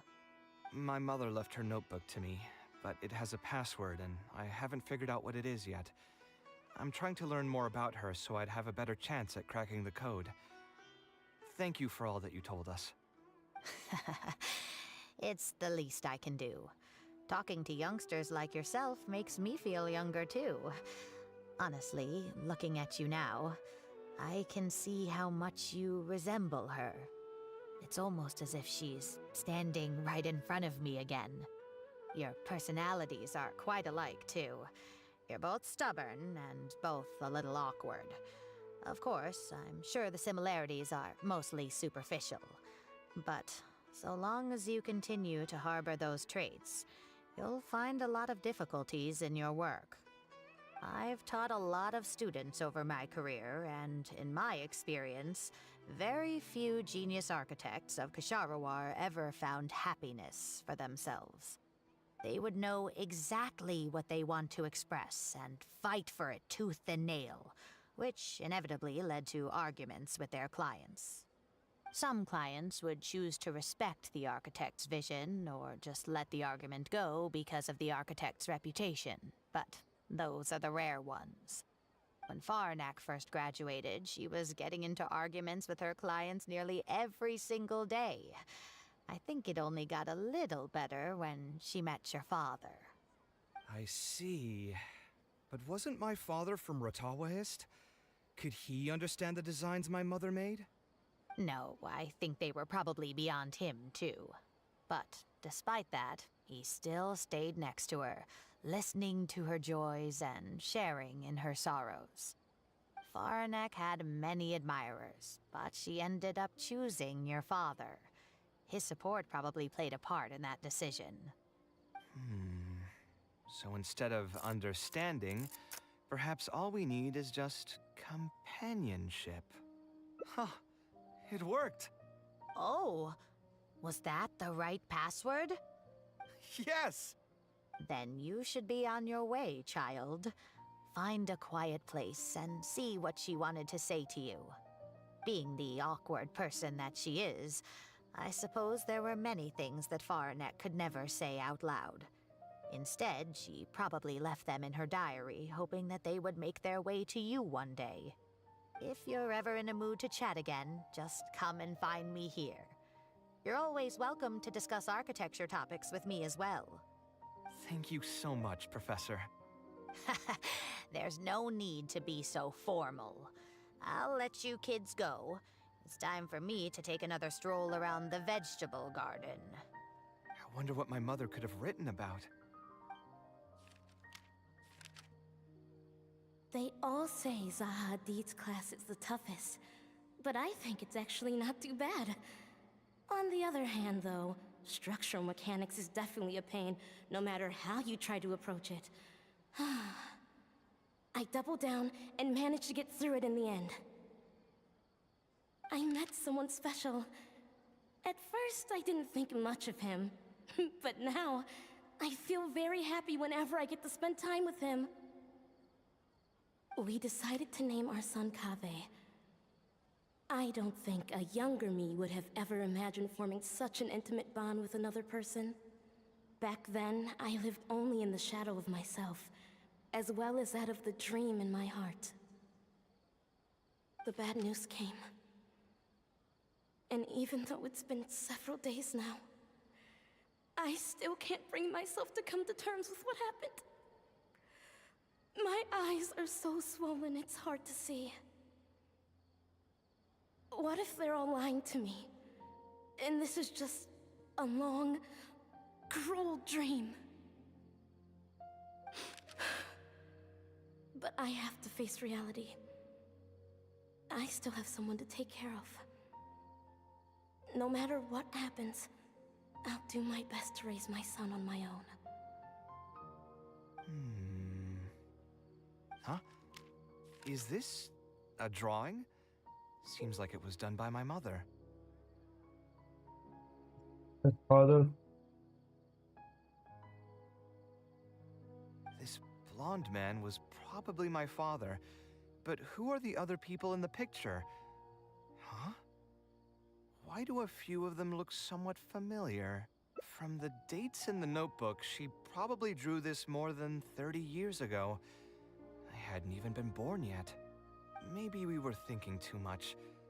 Oh, there are a few lines written in the diary about this as well. The one who invited us to the gathering is a talkative woman. Including us, 3 couples showed up. There was also a person who came alone. The talkative woman introduced everyone to each other. She spoke really quickly, so I couldn't quite catch everything Say she the said. name. You went to But a I also party. You didn't must feel like know asking her her to name. repeat herself. My husband seems to be friends with the man with long ears. I couldn't really join their conversation, so I've resigned myself to sitting in a corner and drawing in my notebook. I don't think I'd be able to become friends with any of these people, especially that stiff-looking couple.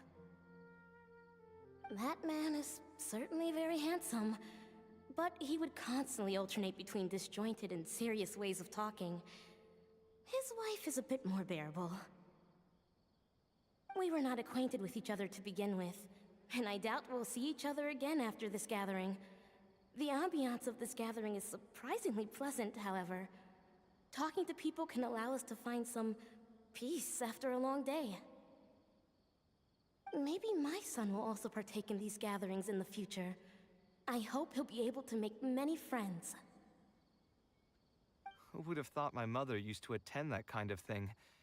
It seemed she was only good at talking about her own work, and found it difficult to join into other conversations. As a result, she often kept to herself and would be off to the side, drawing. There's more written on the back. Oh, it seems like it was written to me. Kaveh. I was both overjoyed and distressed when I learned of your decision to continue your studies in Kasharwar. You are very talented, and I am confident that you will become an architect of much acclaim. However, the more talented you are as an artist, the more misery and anguish you may encounter. No one will be able to help you during your journey as an artist. But outside of your life as a creator, you can learn to form connections with other people and enjoy many other things in life. It's the only way to alleviate your suffering. Whenever you feel down, seek out a friend to sit and have a chat. You can accumulate joy and fulfillment by spending time with them. The positive feelings you gain will get you through the long and difficult years. Never forget that companionship is the most important thing of all. So that's the answer she prepared for me. She really thought long and hard about me and my future. Well, now that I've read her words, do you think I should accept Tainari's invite and attend that dinner at Pardis Eye? The thought definitely crossed my mind. Although it'd be nice to get together with friends and chat the night away, I don't want to bring down other people's moods because I'm sad. Besides, don't most people hate the feeling of seeing their friends troubled and being unable to help? And what's worse, nearly all of my problems can't be easily resolved with some encouraging words or gesture. And don't forget, I'm also older than all of them. As their senior, I should appear to be a bit more responsible. Huh, you're right. I really didn't expect to run into him here. I swear, his nose must be just as sensitive as his ears. Well then, I guess it's best that we go and join him for dinner. That means I'll owe him yet another meal now. You know what? I'm not going to overthink it. I'll see you tomorrow at Pardis Eye.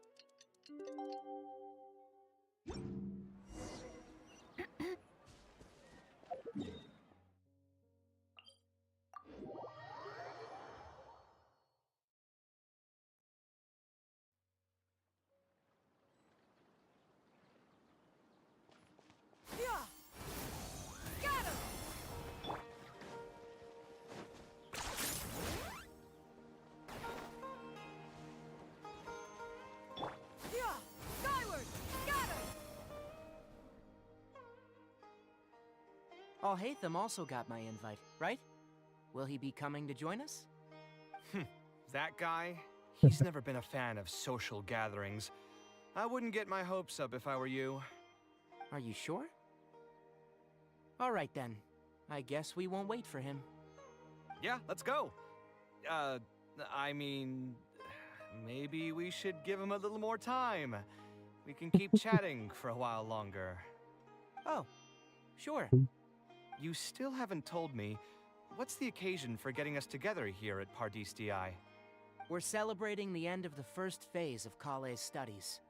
I wanted to thank you all for the help you've given her along the way. Then where's Kale? She said she wanted to show everyone a bit of what she's learned, so she's still doing some last-minute prep at home. She'll be here shortly. Anyway, let's get started. To tell you the truth, I'm actually not so confident that the second phase will go as well as the first. The curriculum will become a lot more involved, and I'm worried that she won't be able to get through all of it. I was hoping we could brainstorm about it together before she gets here. I knew this wouldn't be just a simple free dinner. Is that why you also invited Alhaitham? Yes, I thought it would be good if we could all put our heads together about this. Anyway, let's take a quick trip down memory lane. What did you guys do when you ran into a problem that you didn't know how to solve? Or got assigned a project that you knew you weren't gonna finish on time? Never happened to me. I'd just pull another all-nighter. You two are hopeless. Does anyone have a more useful answer to the question? Ooh, that's a good point. Confidence is the most important thing. Once you lose your sense of confidence, it'll become all but impossible to find the motivation to study. This could be a potential direction. I have already redesigned the literacy curriculum, and I was originally hoping to ask Alhaitham for his opinion, but... It's very simple. Instead of focusing on the amount of material you would like to teach, focus on the amount the student would be able to remember. Wow, you actually showed up. I could probably count the number of times you've actually come to gatherings like this on just one hand. It's still more than the number of times you've managed to get a proposal approved on the first try. As long as you're still aware. So, what made the difference this time? Are you looking to drink your sorrows away with some friends? That's your purpose for being here, not mine. Don't project your ways of thinking onto me. So you're saying the only reason you came is to help Tainari with his brainstorming? Precisely. Kale will have a long road in front of her. Hey, just to get one thing clear. Even if Kale manages to make her way to the academia, we cannot let her enroll in her Avatat. Kasharawar is obviously the best choice for her. She's been a trainee forest ranger for so long, she'll definitely be good with her hands. What are you saying? Spontamad is the better choice. It's where I graduated from, after all. Then what about Amorta? That's the Darshan her master actually graduated from. There are Where only should 2 Harry other Potter Darshans go? left. We might as well select all Which of them on our house enrollment application. does he belong to? I'm trying to have a serious discussion here. Traveler, you aren't associated with any of the 6 Darshans. In your opinion, which Darshan would be the best choice for Kale? Well said. Agreed. And my goal in inviting you here was to gather some thoughts on the execution of this second phase. Phase 2 far exceeds Phase 1 in both curriculum complexity and the speed of instruction. I hope Kale has prepared herself for what is coming. Hey, what are you thinking now? Please don't tell me you're planning on lending her those abstruse books from your home library. Actually, I was thinking about lending her a professions guide. I'll make sure to write, "Don't become an architect" on the front page of that. You're right. I can't deny that. Is there another phase after Phase 2? What's the ultimate goal of all of this? Are we trying to prepare her for a job in the academia? We don't need to think that far ahead. Hold that thought, though. I think my vegetables are done.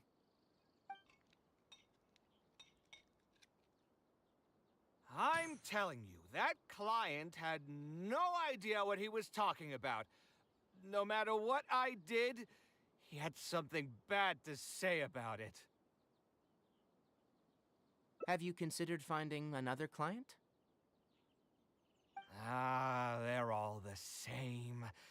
I haven't had a good night's sleep for months now.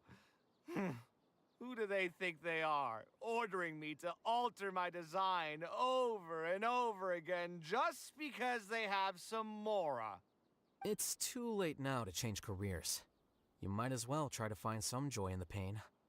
Besides, you'll be getting up in the middle of the night to make edits to your own design even when the client doesn't request it. No.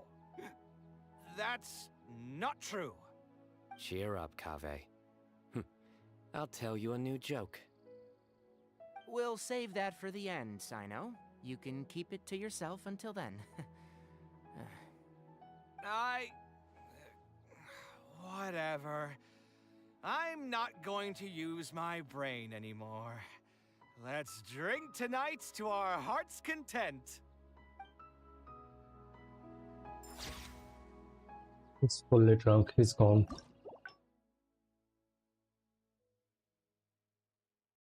Let's take it from.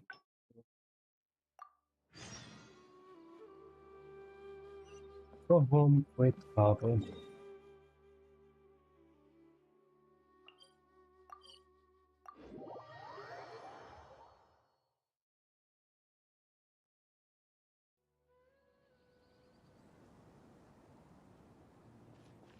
Yeah! Skyward! Scatter!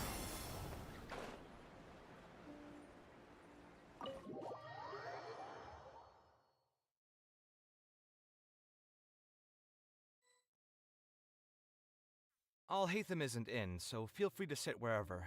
I'll bring out the bottle. Yeah, you're right. Although I was hoping to find some words of wisdom from my mother, if I stop and think about it, her words may not be the advice that I need to hear right at this moment. Everyone's life journey is different. Traveler, you've visited many lands and met many people, so I'm sure you've run into situations where some advice wasn't exactly suitable for the situation at hand. Ah, I just got an idea though. If I want to rekindle the creative passion that I had before, instead of trying to unlock an old notebook, why don't I take a walk around the parts of town that had changed my life? What do you think? I'm glad you agree. Then let's start by taking a quick stroll around the academia.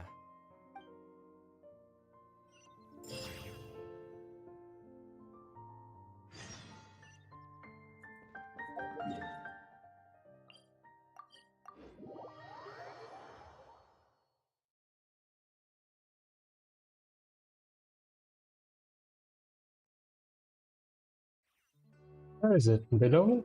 Yeah! Skyward! Scatter!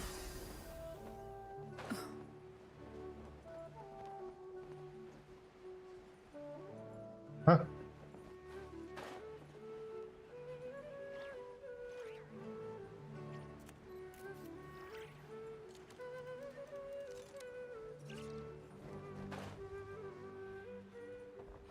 Yeah!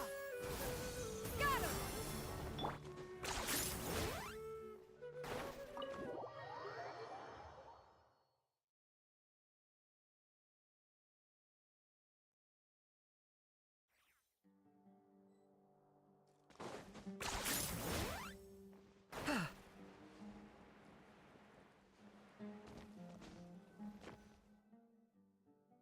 Of all the places in the academia, I remember this one most. When my studies got busy, I used to pull all-nighters here trying to finish my blueprints.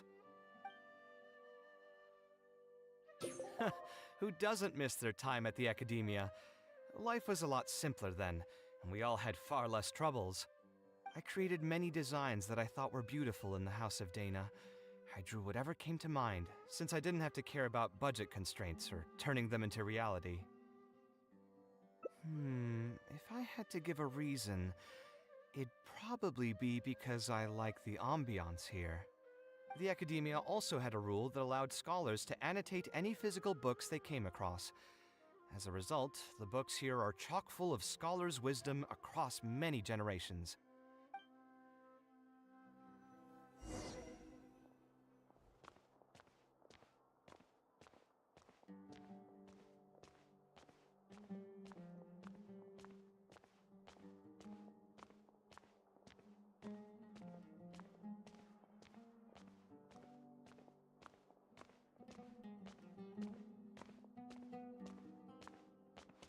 Oh, here, this is a great example. This book, History of Ancient Sumeru Architecture, contains some analysis that I did many years ago. Huh? Why is Alhaitham's handwriting also in here? When did he ever read this book? Ah, I guess it's probably from when we worked on that research project together. Anyway, he probably never cared to tell you this, but the House of Dana is where Alhaitham and I first met. I came here to do my homework, and saw him sitting by himself next to that row of bookshelves. A group of Haravatat scholars were chatting near him, but he looked as if he was too lazy to join them. There was a pretty stark difference between him and all the rest of them. It was my fault for feeling bad for him. I thought he must have gotten into some kind of trouble and went over to ask if he needed anything, not realizing that... Not realizing that you were in fact the one in a whole heap of trouble? Alhaitham? Why are you here? The House of Dana is a public space. Anyone can come here, no? But shouldn't you be at the records room at this hour? You're not here to watch me make a fool of myself, are you? You think I would derive amusement from watching you fall into depression over your life's various troubles? If that's the case, then I suppose I must have been entertaining myself for years.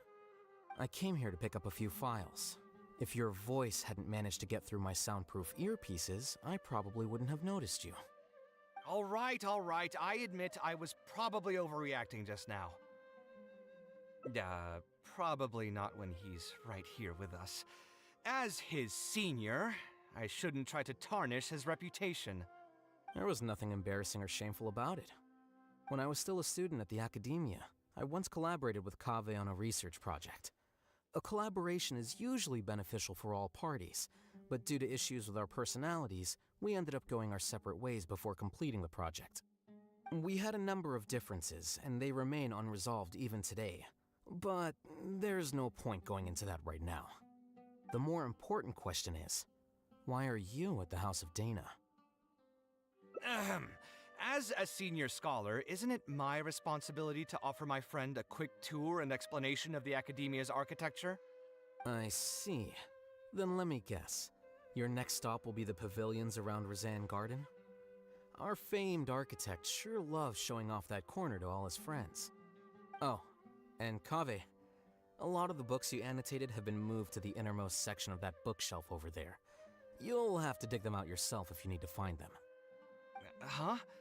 But why would you know that? Don't tell me you finally had an epiphany and realized that there's great virtue in respecting your elders' work. Sure, if that will give you some self-confidence. Leave any words of thanks you may have to the ex-Grand Conservator. The last time he was here, he was complaining that he had received reports from current students. The main grievance being that the annotations are too long and difficult to read. As a result, the books you annotated have been moved to the back shelves. What? But all of my annotations were extremely important. Instead of reporting me, they should have been thanking me for my service. The notes that I took, they couldn't have asked for a better analysis of those books. Okay, just you wait. I'm going to fix this right now. I'll dig all the books out and return them to the proper shelves. Oh, we'll wait. Anyway, you were about to say he's feeling a bit down? Put through the ringer. What an interesting phrase. I assume he used those exact words himself? He probably did suffer quite a bit, that's true. He always spends a lot of time editing his proposals, with the goal of satisfying as many of the client's preferences as possible. But the satisfaction of one client will not translate to general satisfaction with his work. Many problems in life can only be solved by a fundamental change of attitude. As the leading genius of Ksharawar, Kaveh should have both the right and the confidence to reject any unreasonable demands. There are plenty of architects in Sumeru who are inferior to him in skill, yet far more irascible in temperament. What's more, there are plenty of people who look up to such individuals as paragons of staying true to one's principles. Clearly, his predicament is inevitable, since he holds other people's feelings as more important than his own. Of course, each person is different, and we should respect the paths that they have chosen for themselves. Admonitions will serve no purpose. People tend to succumb to familiar pitfalls, and this is especially true for those who believe it's their duty to carry more burdens on their shoulders.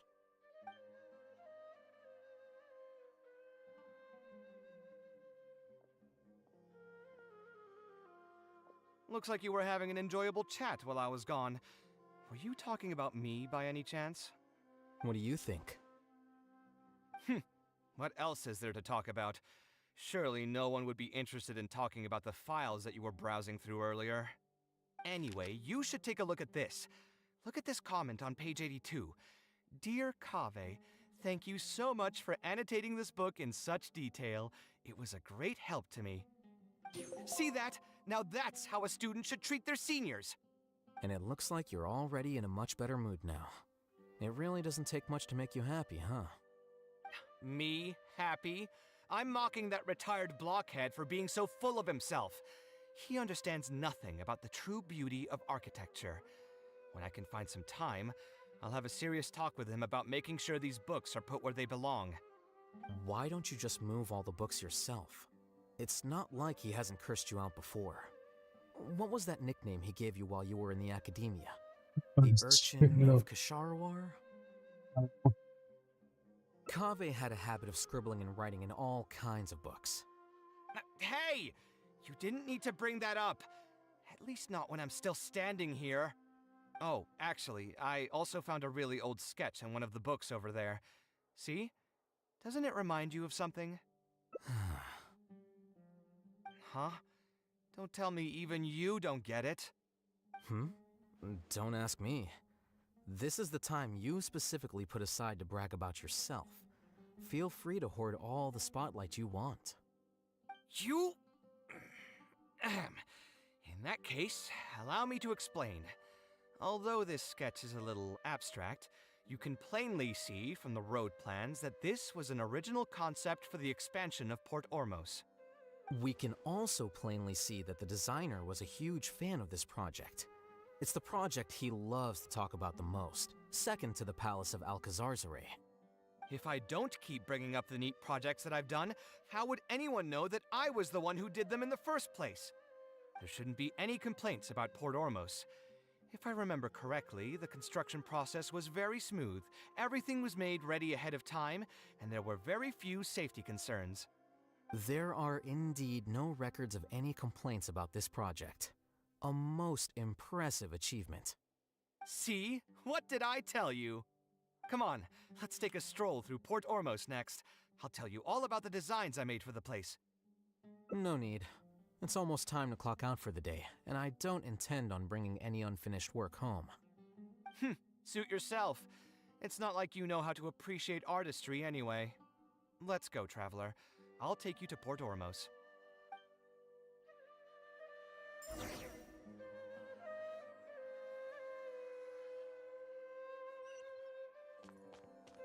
Yeah!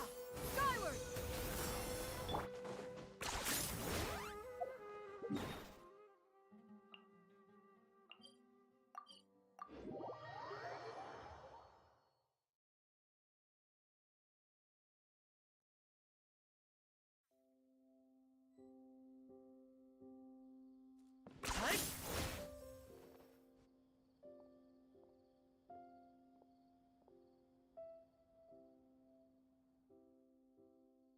Port Ormos.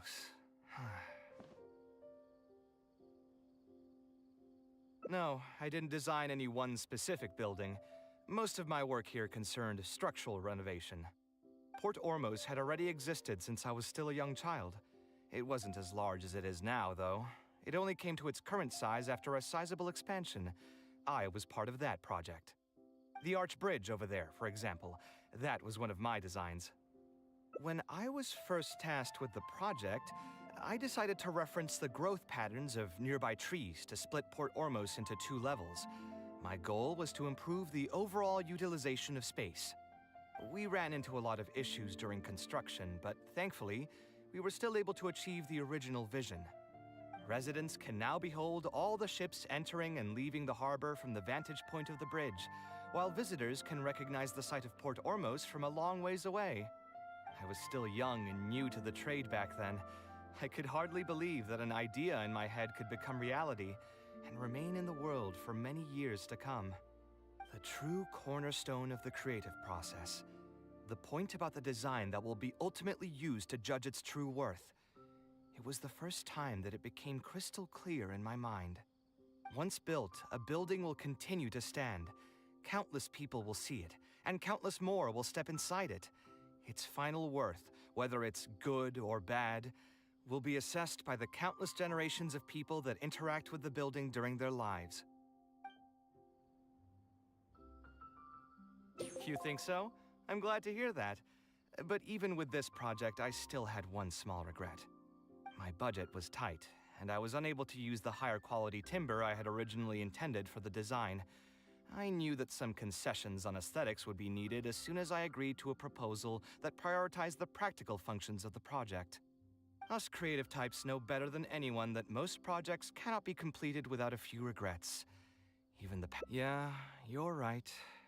I should learn to look toward future opportunities, and believe that any regrets I have can be overcome in time. We've spent long enough here. There's still one last place I want to go, but it's a little far. Would you be interested in a quick trip to the desert? Great. Most of my projects over the last few years have had something to do with the desert, partially because there's a special place there that I often visit. This is a rare opportunity, so why don't you come along and see it for yourself? If you ever feel down, maybe you'll be able to go there and feel better too. Yeah, I'm interested. Where is he talking about? What place? Ah, this one.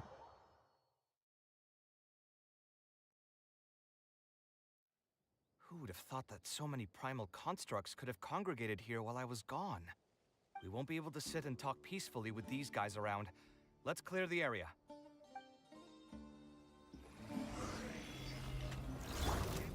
Burn it down! Skyward! Scatter! Come at me! Not pyroclastic surge!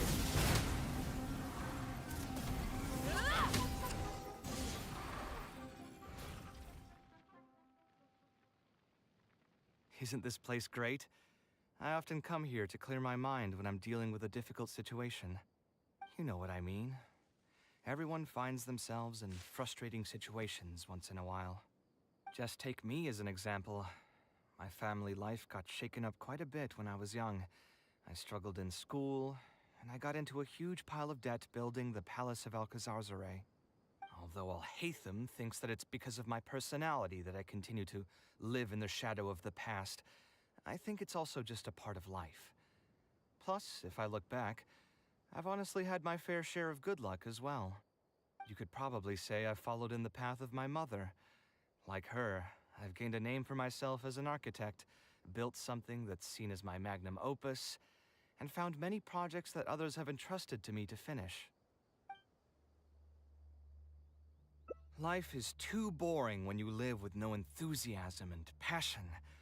Only those who believe in the inherent meaning of it can capture the small nuances of everyday life and turn them into inspiration for beautiful designs. Of course, I will concede that loving something also means taking it to heart. So to an extent, caring is also a source of pain. If I didn't love my work, I wouldn't be so torn up about it all the time. But still, isn't this place beautiful?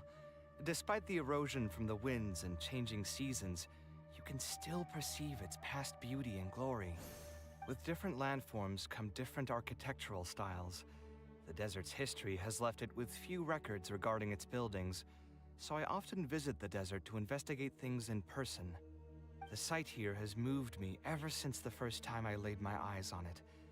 I told myself that one day, I would also be able to create buildings that move others. My pain will one day fade into nothing, just as I've reached the end of my life. But buildings are different.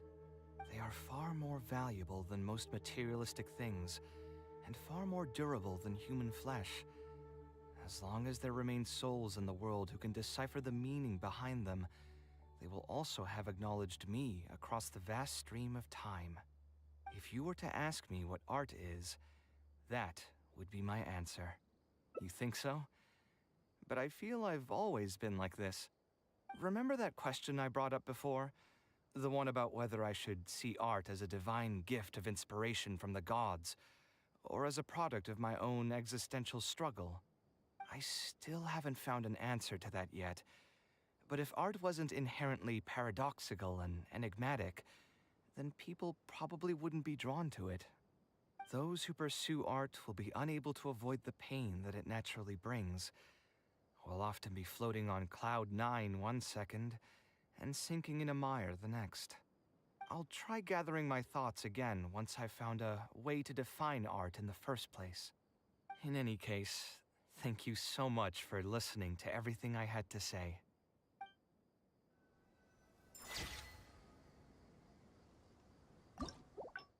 Is there one more ending?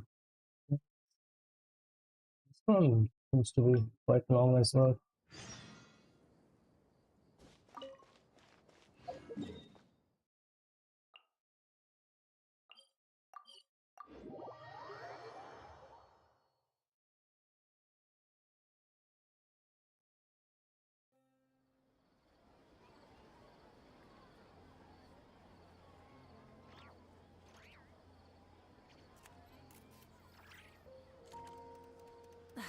Instead of confining themselves to the heavens, God should broaden their horizons in the world below.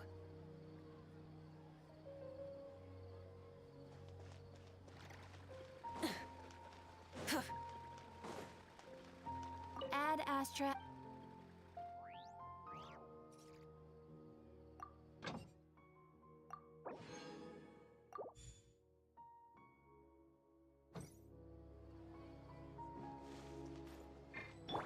Is this really necessary?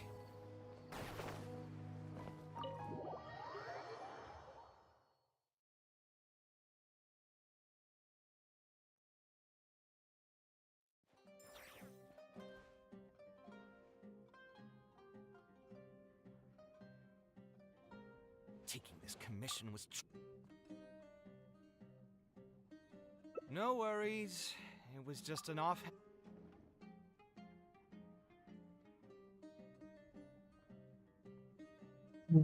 Sounds great to me. A different career. I see. That's not a bad idea. I think I've heard a saying somewhere before. 80% of a working adult's woes are due to not having enough mora in the bank. It's just a saying, of course, but even I will admit that my life would be a lot better if I could make additional mora. And if I want to make mora, I should finish that ridiculous commission. But I really can't find it in me to go back and talk to him right now. Hold on. I just remembered that I used to have a senior classmate by the name of Alkami. If memory serves me Very right, similar to Alchemy. he's no longer taking private commissions, but he's still doing pretty well for himself. Maybe I'll be able to get some advice from him. Yeah, I should get on this right away. No more wine for me today. I'll grab the bill and be on my way.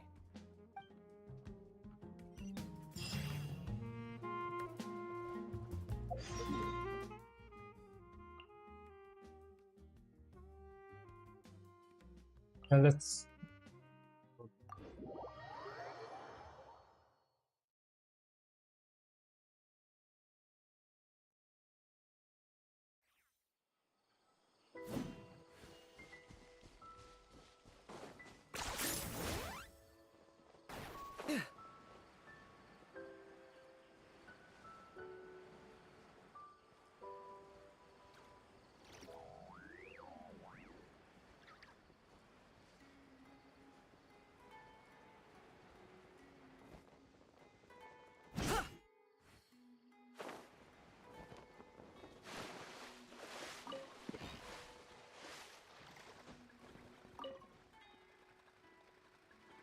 Ah, Kaveh, it's you!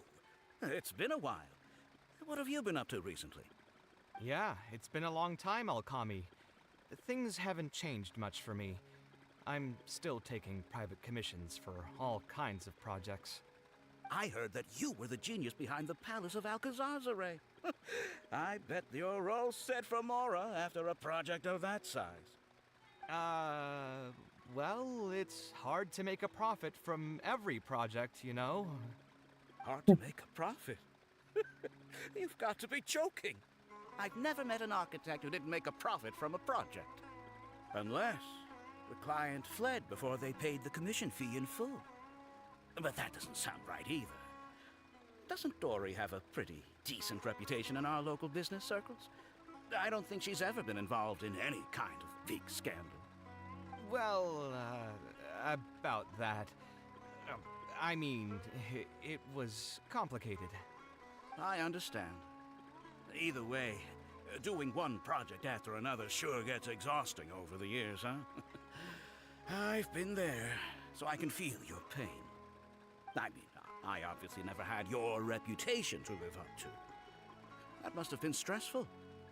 But I'm sure we've faced all the same problems. Trying to keep your client in a good mood while you're trying to stop them from micromanaging things they don't know the first thing about. I don't miss it. Thankfully, that's all behind me now.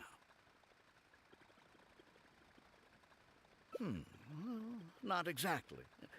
My work is still closely related to architecture. Judging from the look on your face, you're still strapped for Mora. That's quite unfortunate. You're the most artistically gifted graduate the Ksharawar Darshan has seen in decades. But it looks like you still have a lot to learn in terms of making Mora. With that said, us Ksharawar grads should still look out for each other. Yeah, give me Mora then. What if I told you about an idea that'll absolve you of all your Mora troubles going forward? Are you serious? But something like that has got to be some kind of top-level business secret. Are you sure you can just share something like that with me? Besides, I don't want to just take something like that without offering anything in return. I still have a little Mora. Or is there something that I can help you with? Oh, you're too kind. This is just a simple tip. Even if I didn't bring it up, I'm sure you'd hear it from the others sooner or later. The idea is this. I recently opened up a training center with the goal of educating people in architecture design. Compared to the classes taught by those old fossils at the academia, my classes are more condensed and streamlined and will allow people to quickly get their foot in the door.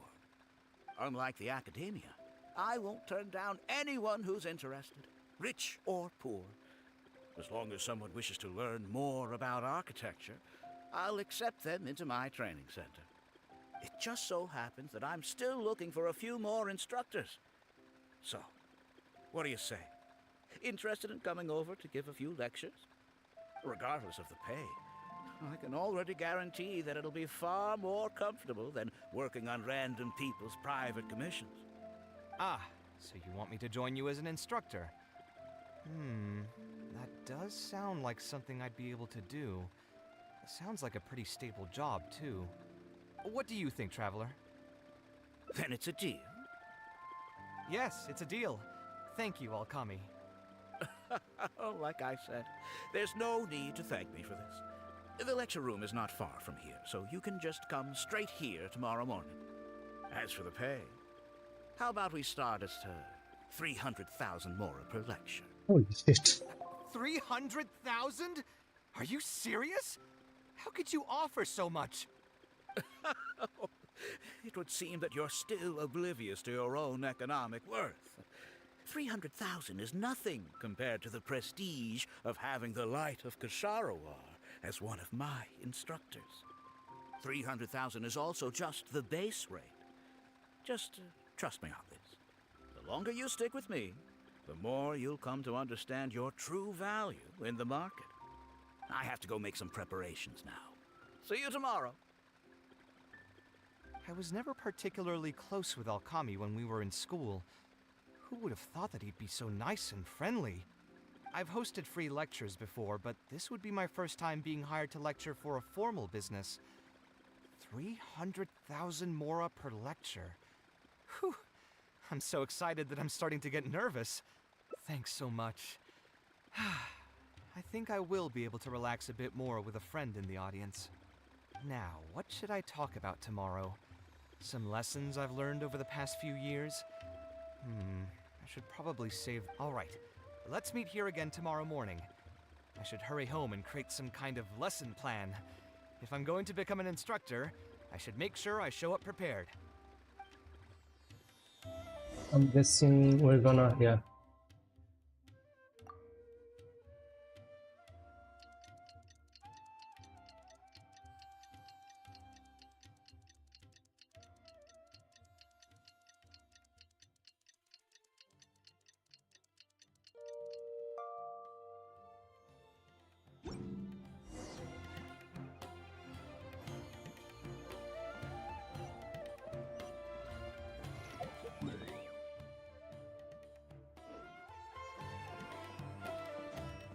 Oh, he doesn't look good.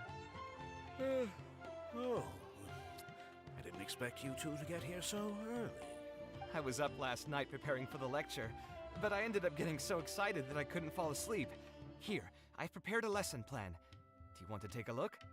Lesson plan? I must commend you for your dedication. But the training center has already developed its own set of teaching materials. Instead of using your own plan, you can just use what we have here. Of course, you're always welcome to work in some of your own content to add some fun and flavor. Sure, be my guest.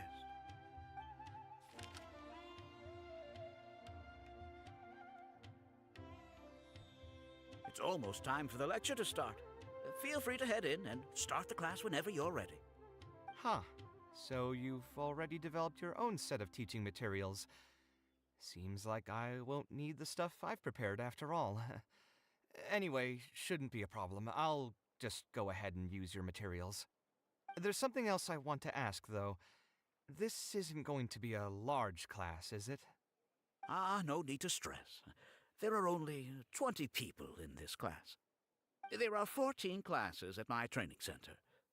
Out of all of them, the first class has the best grades, so I've directed them to you. We'll see how well they take to your lectures. 20 people, huh? All right. I think I can handle that. Oh, and one last thing. In the interest of keeping a quiet learning space, only instructors and students are allowed in the classroom when class is in session. I'm sorry to say this, but your friend will have to wait outside while you teach the class. Sorry about that.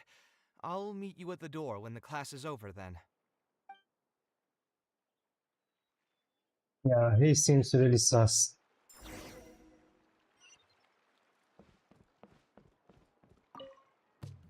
Did you hear? Alchemy recruited Kaveh to be an instructor. I bet that'll boost his enrollment numbers. Really makes you jealous, eh? If you think about it, Alchemy was never that talented himself as an architect. If we're just talking about professional skill, no one would pay for a class with him. That's true, but you've got to admit, his advertisements are really effective.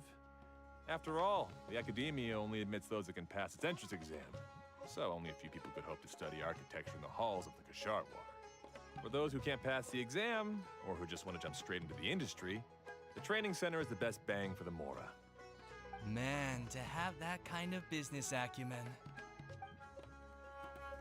Let's go to the other guys. Hey there. Can I help you? Oh, Alchemy? You mean that rich guy who's been making quite the name for himself? Yeah, he commissioned a set of furniture from me a while back. Paid a great deal of Mora for it, too. I heard he earned a fortune working as a renowned architect. Now he's opened a training center so others can follow in his footsteps.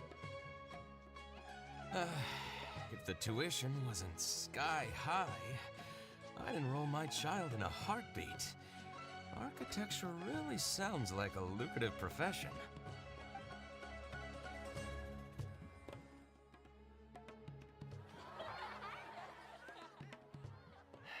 All right, everyone. There's no need to be nervous. Class is over, so we can just chat for a bit. I shouldn't have lost my temper during the lecture. Did I scare anybody? No, you weren't scary at all, Mr. Kaveh. We were just a bit lost and didn't get what you were talking about. Oh, don't get me started. I was trying to use Alchemy's materials, so I flipped through some pages and gave them a closer look. The more I read, the more upset I became. Alchemy may fool an amateur, but he can't fool anyone who's active in our profession. The materials he made are completely useless for teaching real architecture. In my opinion, the most important skill of an architect is their ability to craft a design. In other words, they must be able to conceptualize ideas. There are tens of thousands of buildings in the world, as well as a countless number of architectural styles. Some designs emphasize aesthetics, while others prioritize practicality. The architects who can critically evaluate the quality and fit of different designs are those who can come up with great designs of their own. But you won't get any of that from the teaching materials they're using here. All these students are doing in class is rote memorization of existing designs.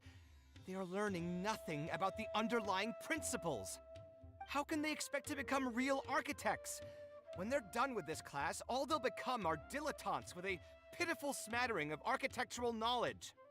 But, Mr. Kave, we didn't really understand anything you said after you threw away the materials either. What's the big deal anyway? It's not like we're looking to make some works of art. We just want to make some Mora. You're studying architecture to make Mora? Yeah! Why else would we be studying here? My biggest dream is to become someone like Mr. Alkami. Once I finally make my fortune in architecture, I'll be able to buy anything I like. Huh.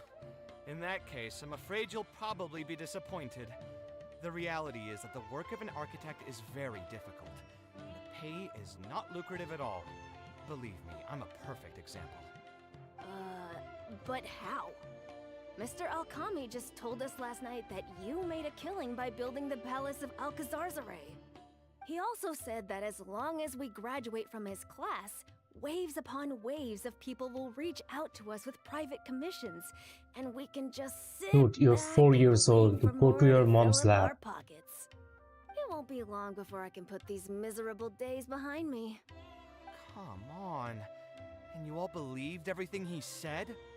But Mr. Alkami is really rich, isn't he? You... It's pointless trying to argue this with you right now. You've already filled your heads with pipe dreams. Let's go, traveler. Let's hear about Alkami's true plans from the man himself.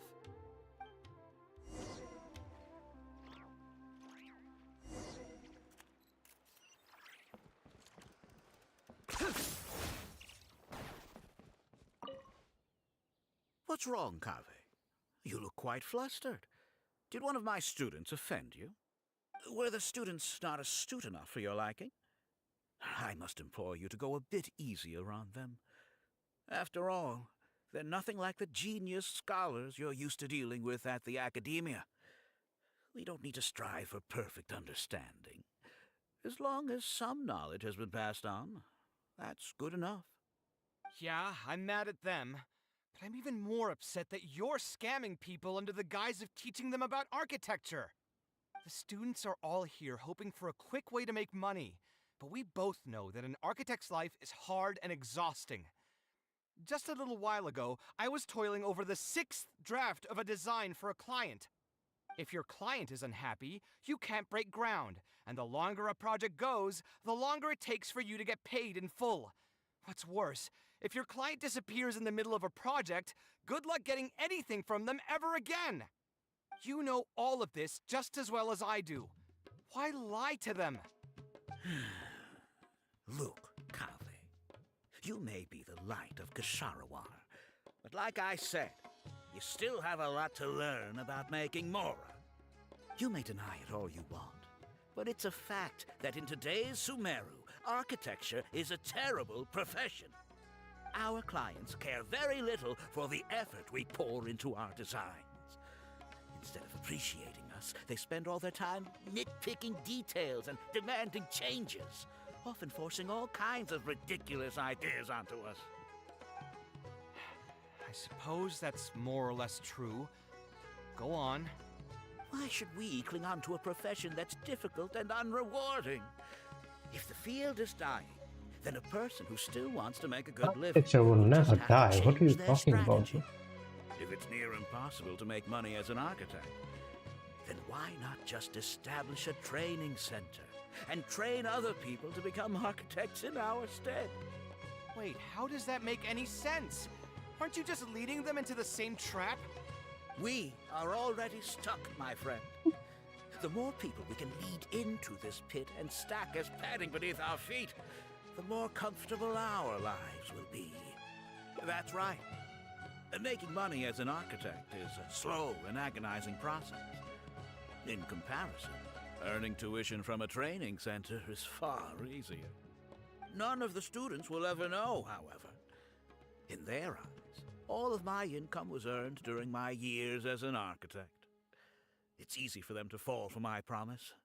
After all, everyone wants to live the dream of being the person who can spend millions without batting an eye. The more students I get, the more money I earn. And the more real that dream becomes. And then what? Once they graduate, they'll still find out the truth about architecture and struggle to stay afloat amid all the problems we already talked about. When that happens, your facade will pop like a soap bubble. No one will believe you anymore. Ah, but that's just one way to look at the problem. No two people have the same amount of talent. Even if they fail to strike gold in the future, you can't say that it's my fault and mine alone. Oh, and also, I never actually promised that they would achieve financial freedom as long as they become architects. All I did was nudge them towards that belief. I'm not even scared if they do come back and stir up trouble. My training center has all the required permits and certifications. Even the Dendro Archon herself couldn't find fault in any part of my business. How can you I wouldn't sleep go at that night far. knowing that you're doing all this? Tell me, is your heart carved out of brick and stone? I can't believe that I once saw you as a decent human being. I am beyond disappointed in you. And the same goes to you. How many years has it been since you graduated from the academia? If you still can't accept something like this, do you just plan on keeping that worthless naivete of yours until the end of time? Only fools will see art as revered and sacred. In the end, art is just another business. Being successful at running a business is an art form in itself. I urge you to think about what I've said. Offloading your pain onto others is the only way a person can live comfortably in this world. As the light of the Ksharowa, you've accumulated plenty of fame and respect. It's high time that you use those resources to improve the circumstances of your own life. Think it over, Kave. I still believe our collaboration could be very fruitful. I'm so mad, I feel a headache coming on. There's nothing more I can say to him. I'll resign from my position as instructor. Of course, I'm sure you've realized that as long as I remained at this center, he would be able to use my name to advertise this place. Even if I just sit back and do nothing, others will be deceived and suffer because of me. He is right about one thing, though. These kinds of training centers are everywhere. And even if the academia was to find out about it, it's unlikely that they would take any real action against it. The most that they could accuse him of is false advertising. And even that would be hard to prove. Oh? Did you notice something else? Yeah, you've got a point. The rate he gave me was 300,000 mora per lecture. That probably came out of the students' tuition. And who knows just how much he's been charging the students for attending his classes. If you're gambling everything on making it rich as an architect, are you really going to have the mora to pay for that kind of tuition? Right. We should hurry. The students didn't believe a word I was telling them. They're still daydreaming about making millions. We're never going to get any information from them again if we let Alkami talk to them first. Let's move now before he's had the chance to react.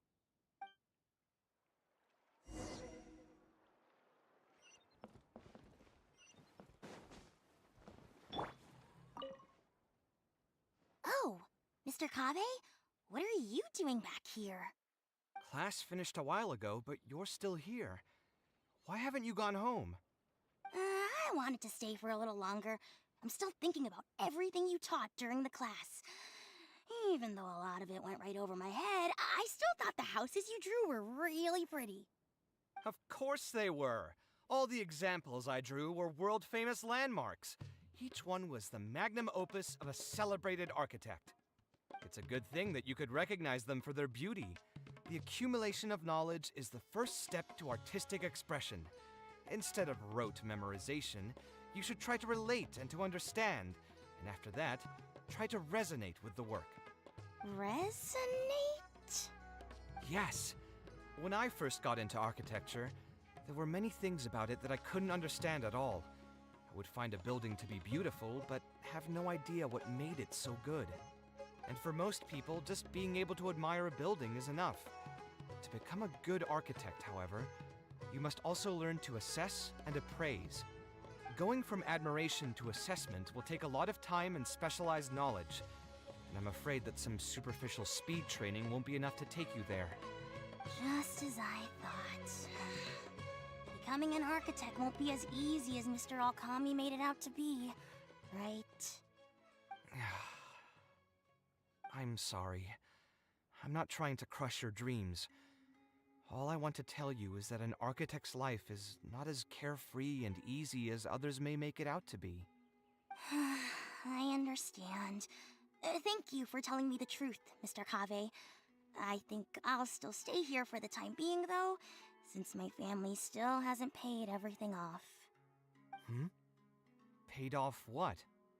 Sorry, I can't say anything more. Mr. Alkami made it very clear that anyone who talks about it will be kicked out of the class. Don't listen to him. I am the most famous architect in Sumeru. If he kicks you out, then I'll just take you in instead. Really? Why would I pull your leg? I can see you have some talent, so as long as you get your fundamentals down, you should be able to pass the entrance exam and continue your studies at the academia. Then please keep this a secret for me, Mr. Kave. Truth be told, my family is not very well off, so we couldn't really afford the tuition for this class. Mr. Alkami Is he running a sweatshop? He told them that he knew a merchant by the name of Bahar and that we could get a loan from him. He told all the students that once we graduate, people would come flocking to commission us for projects. If That's everything false went well, advertisement. we'd be able to pay off everything in just a few years, and all the more we make after that would be ours. How much did your family borrow from this merchant?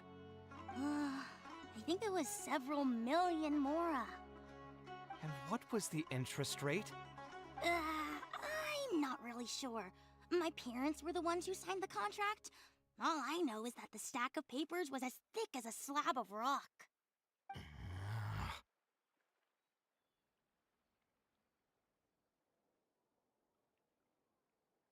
Yeah, I have a bad feeling too. Something about the whole thing feels dastardly familiar. We need to find that merchant to confirm.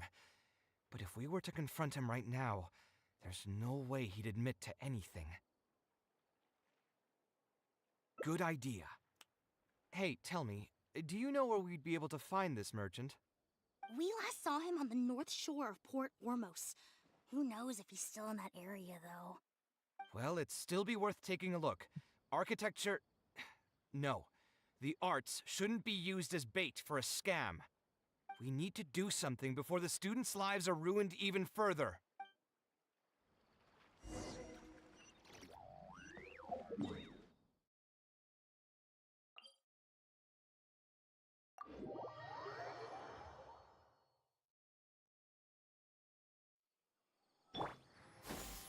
Skyward!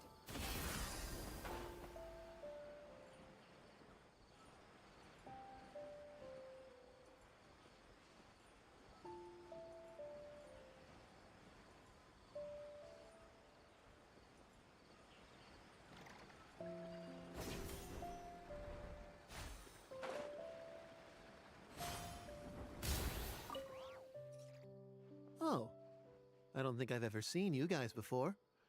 Here for business? You're Fahar, right? Yes. May I ask who introduced you? Alkami. My friend here wants to enroll in his architecture class, but they're a bit short on money. Alkami told us you're the man to go to in this kind of situation. Oh, sounds like his business is booming. How much do you need? Let me see. I'd say around 3 million mora. Oof, you call that a bit short on money? Anyway, since you're here because of Alkami, I can work things out for you. Make sure you sign the contract, though. Lots of people are borrowing money from me nowadays. Here you go. Don't worry, there's nothing particularly unusual about it. All you need to do is pay back the loan in full within 3 years. And what if they won't be able to pay it back? They're What do you children mean who won't are be able to pay it 9 back? years old. What do you Once you mean graduate from payback in 3 Alkami's place, you'll years? be making millions of mora a year. Easy. At that point, paying this off will be a piece of cake. And even if you were to run into some difficulties and need to delay the installments, it's no big deal. We're all reasonable people here. If you can't pay quickly, you can just pay it back over a longer period. All that would change is your interest rates would get a little higher. It's hard How work much higher? running a business. If we're taking risks to supply you with mora, it's only fair that you take on a bit of the financial risk as well. Anyway, there's no point in tying yourself in knots over the contract. With the way you're reading every single line, it's like you're worried you're about to get scammed out of your whole life savings. Why would I lie to you? Tons of... Shut up. I just did some calculations in my head. When you say the interest will get a little higher, do you mean it'll get higher than 30%? Of course, the contract did a great job of trying to obfuscate that fact. It only listed the amount that you'll have to repay every day, which gives the false impression that the amount hasn't actually increased by all that much. If you actually do the math, however, it's clear that the amount you need to pay on interest alone will amount to hundreds of thousands of mora per year. Most people can't even make that much mora in a year. Your greed really knows no bounds. Even my creditor doesn't dare to raise rates that high. Once a family's signed on to a scheme like this, there's no getting out. What are you trying to say, huh? I figured something was off when two well-dressed people came looking for a loan. Think you got the better of me? Too many people are sticking their noses where they don't belong these days. Luckily for me, though, this is a pretty secluded spot. Hey, come out and teach these guys a lesson! Eremites? I've already fought off more than my fair share of them when I was working in the desert. There are only a few of them, so they shouldn't pose much of a threat. Marak, you're up! You mean me? That's following orders. Just 3? Scanning. Ready?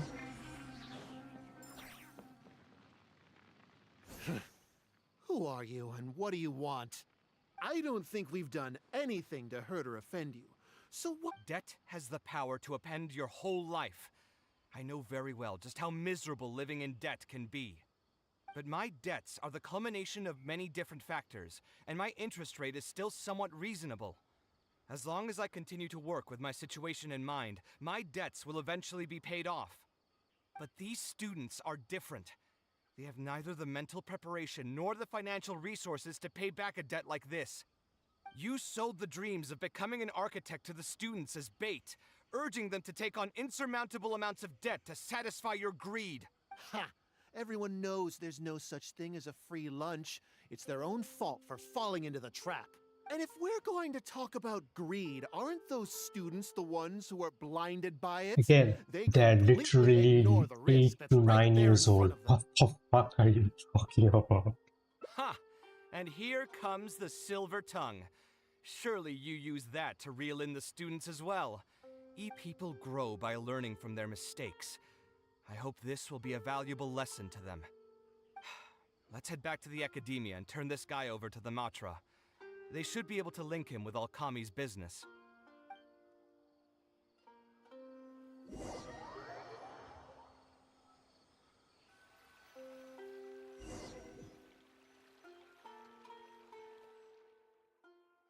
Sino?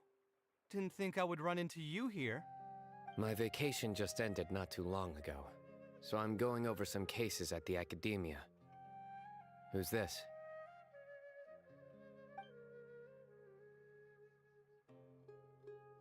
I see.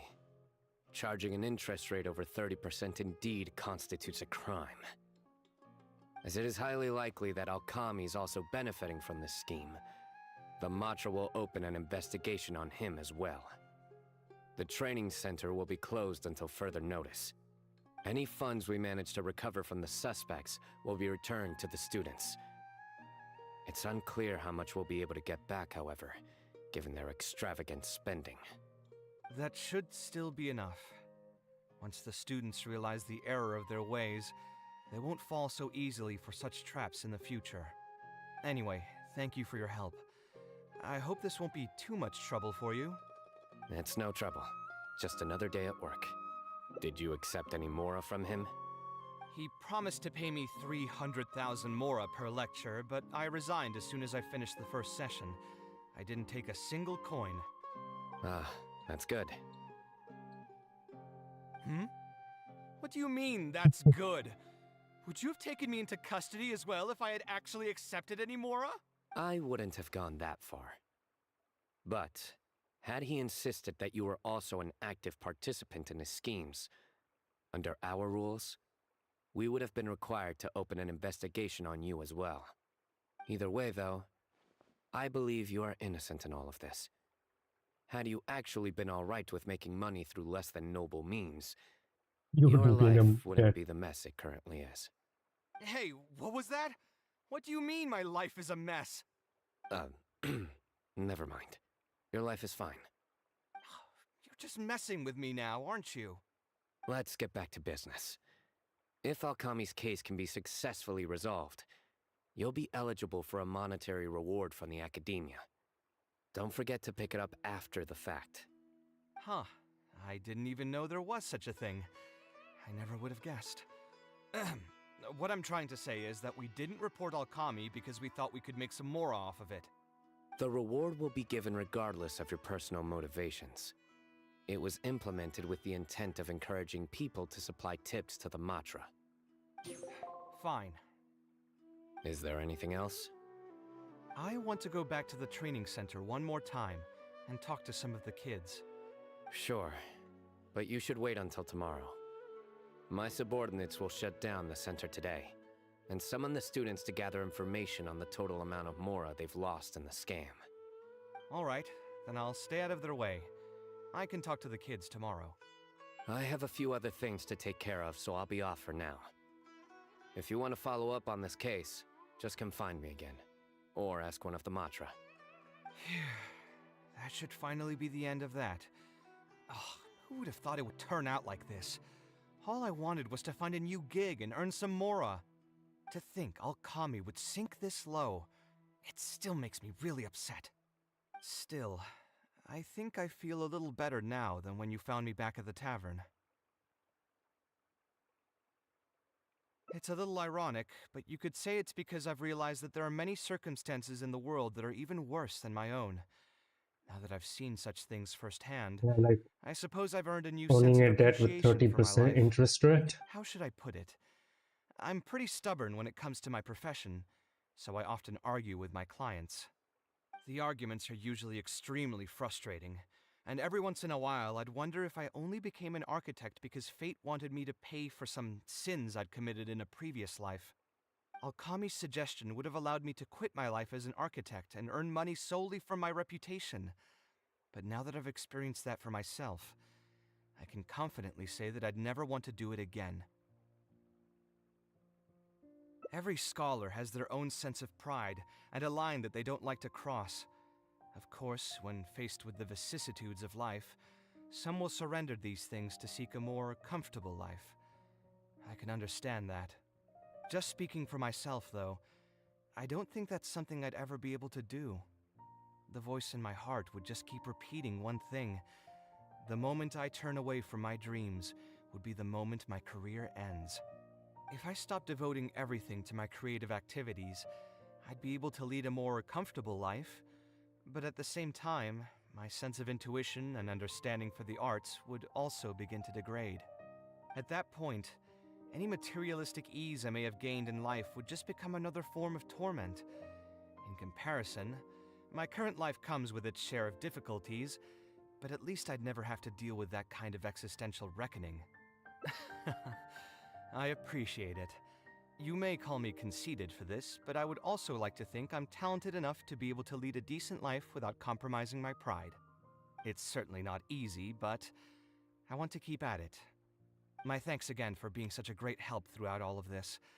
I'm planning to pay another visit to those kids tomorrow. Want to come with me?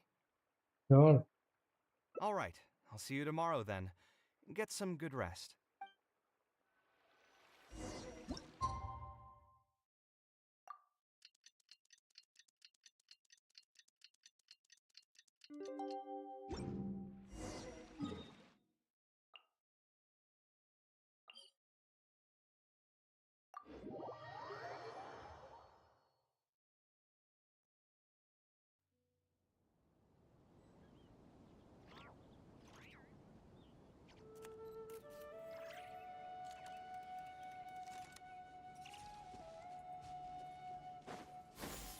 Skyward! Scatter!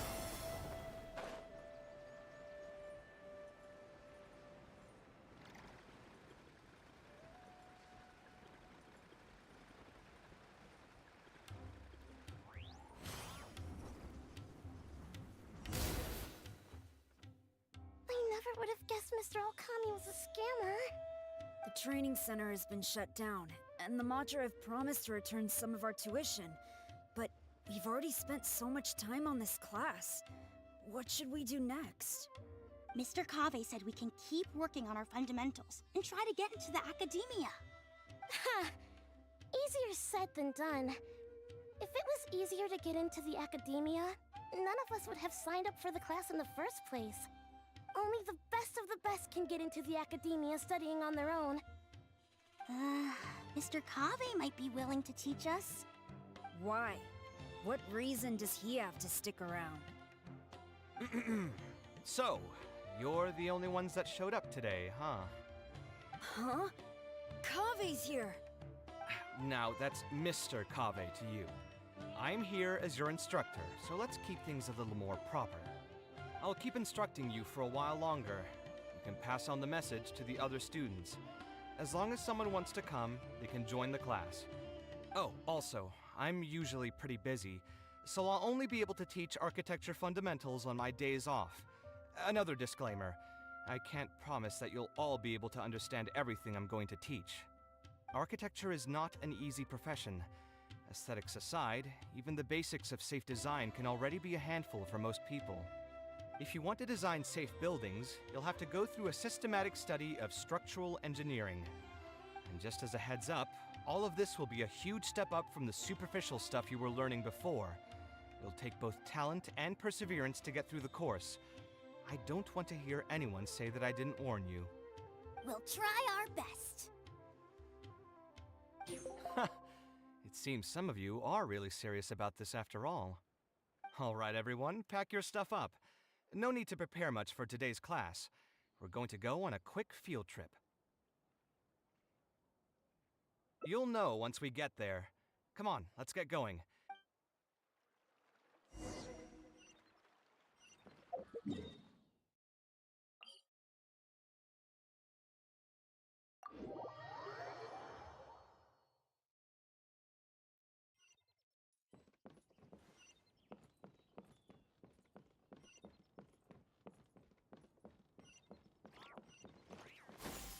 Skyward!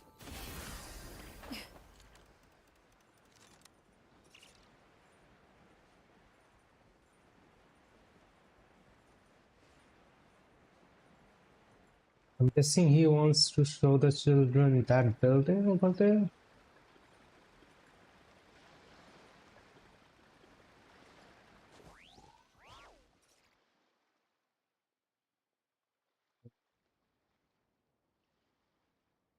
This lighthouse has been around for a long time, and I handled its renovations when I first graduated from the academia.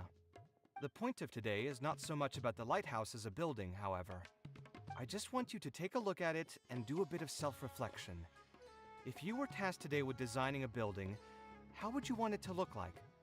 Don't think about how you'd actually go about building it for now.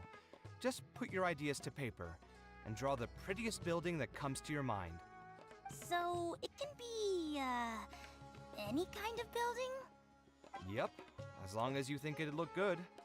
It doesn't even necessarily have to be a building. If you want, you can draw trees, the ocean, or even a garden area. Draw whatever you'd like.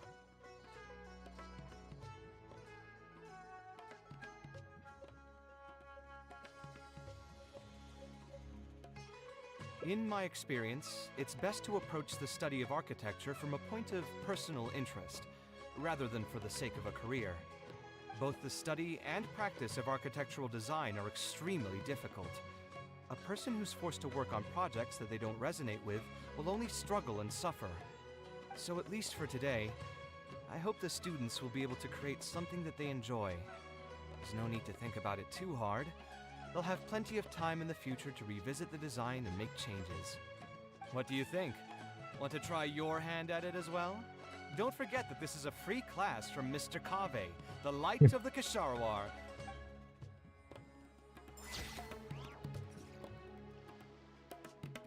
That's fair.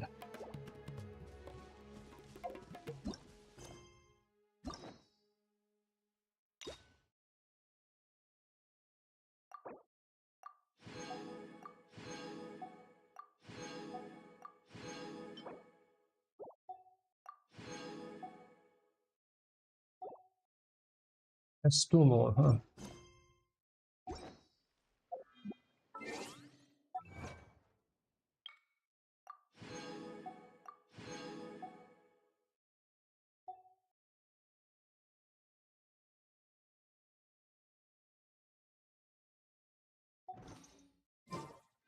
How many days till the new version drops?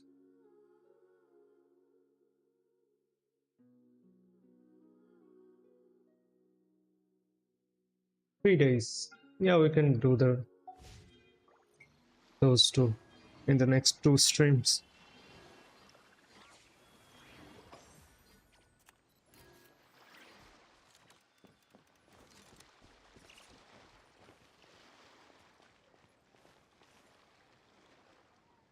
Alright, I'm gonna end the stream here for today. We're gonna do the two other quests in the next two streams. Good night.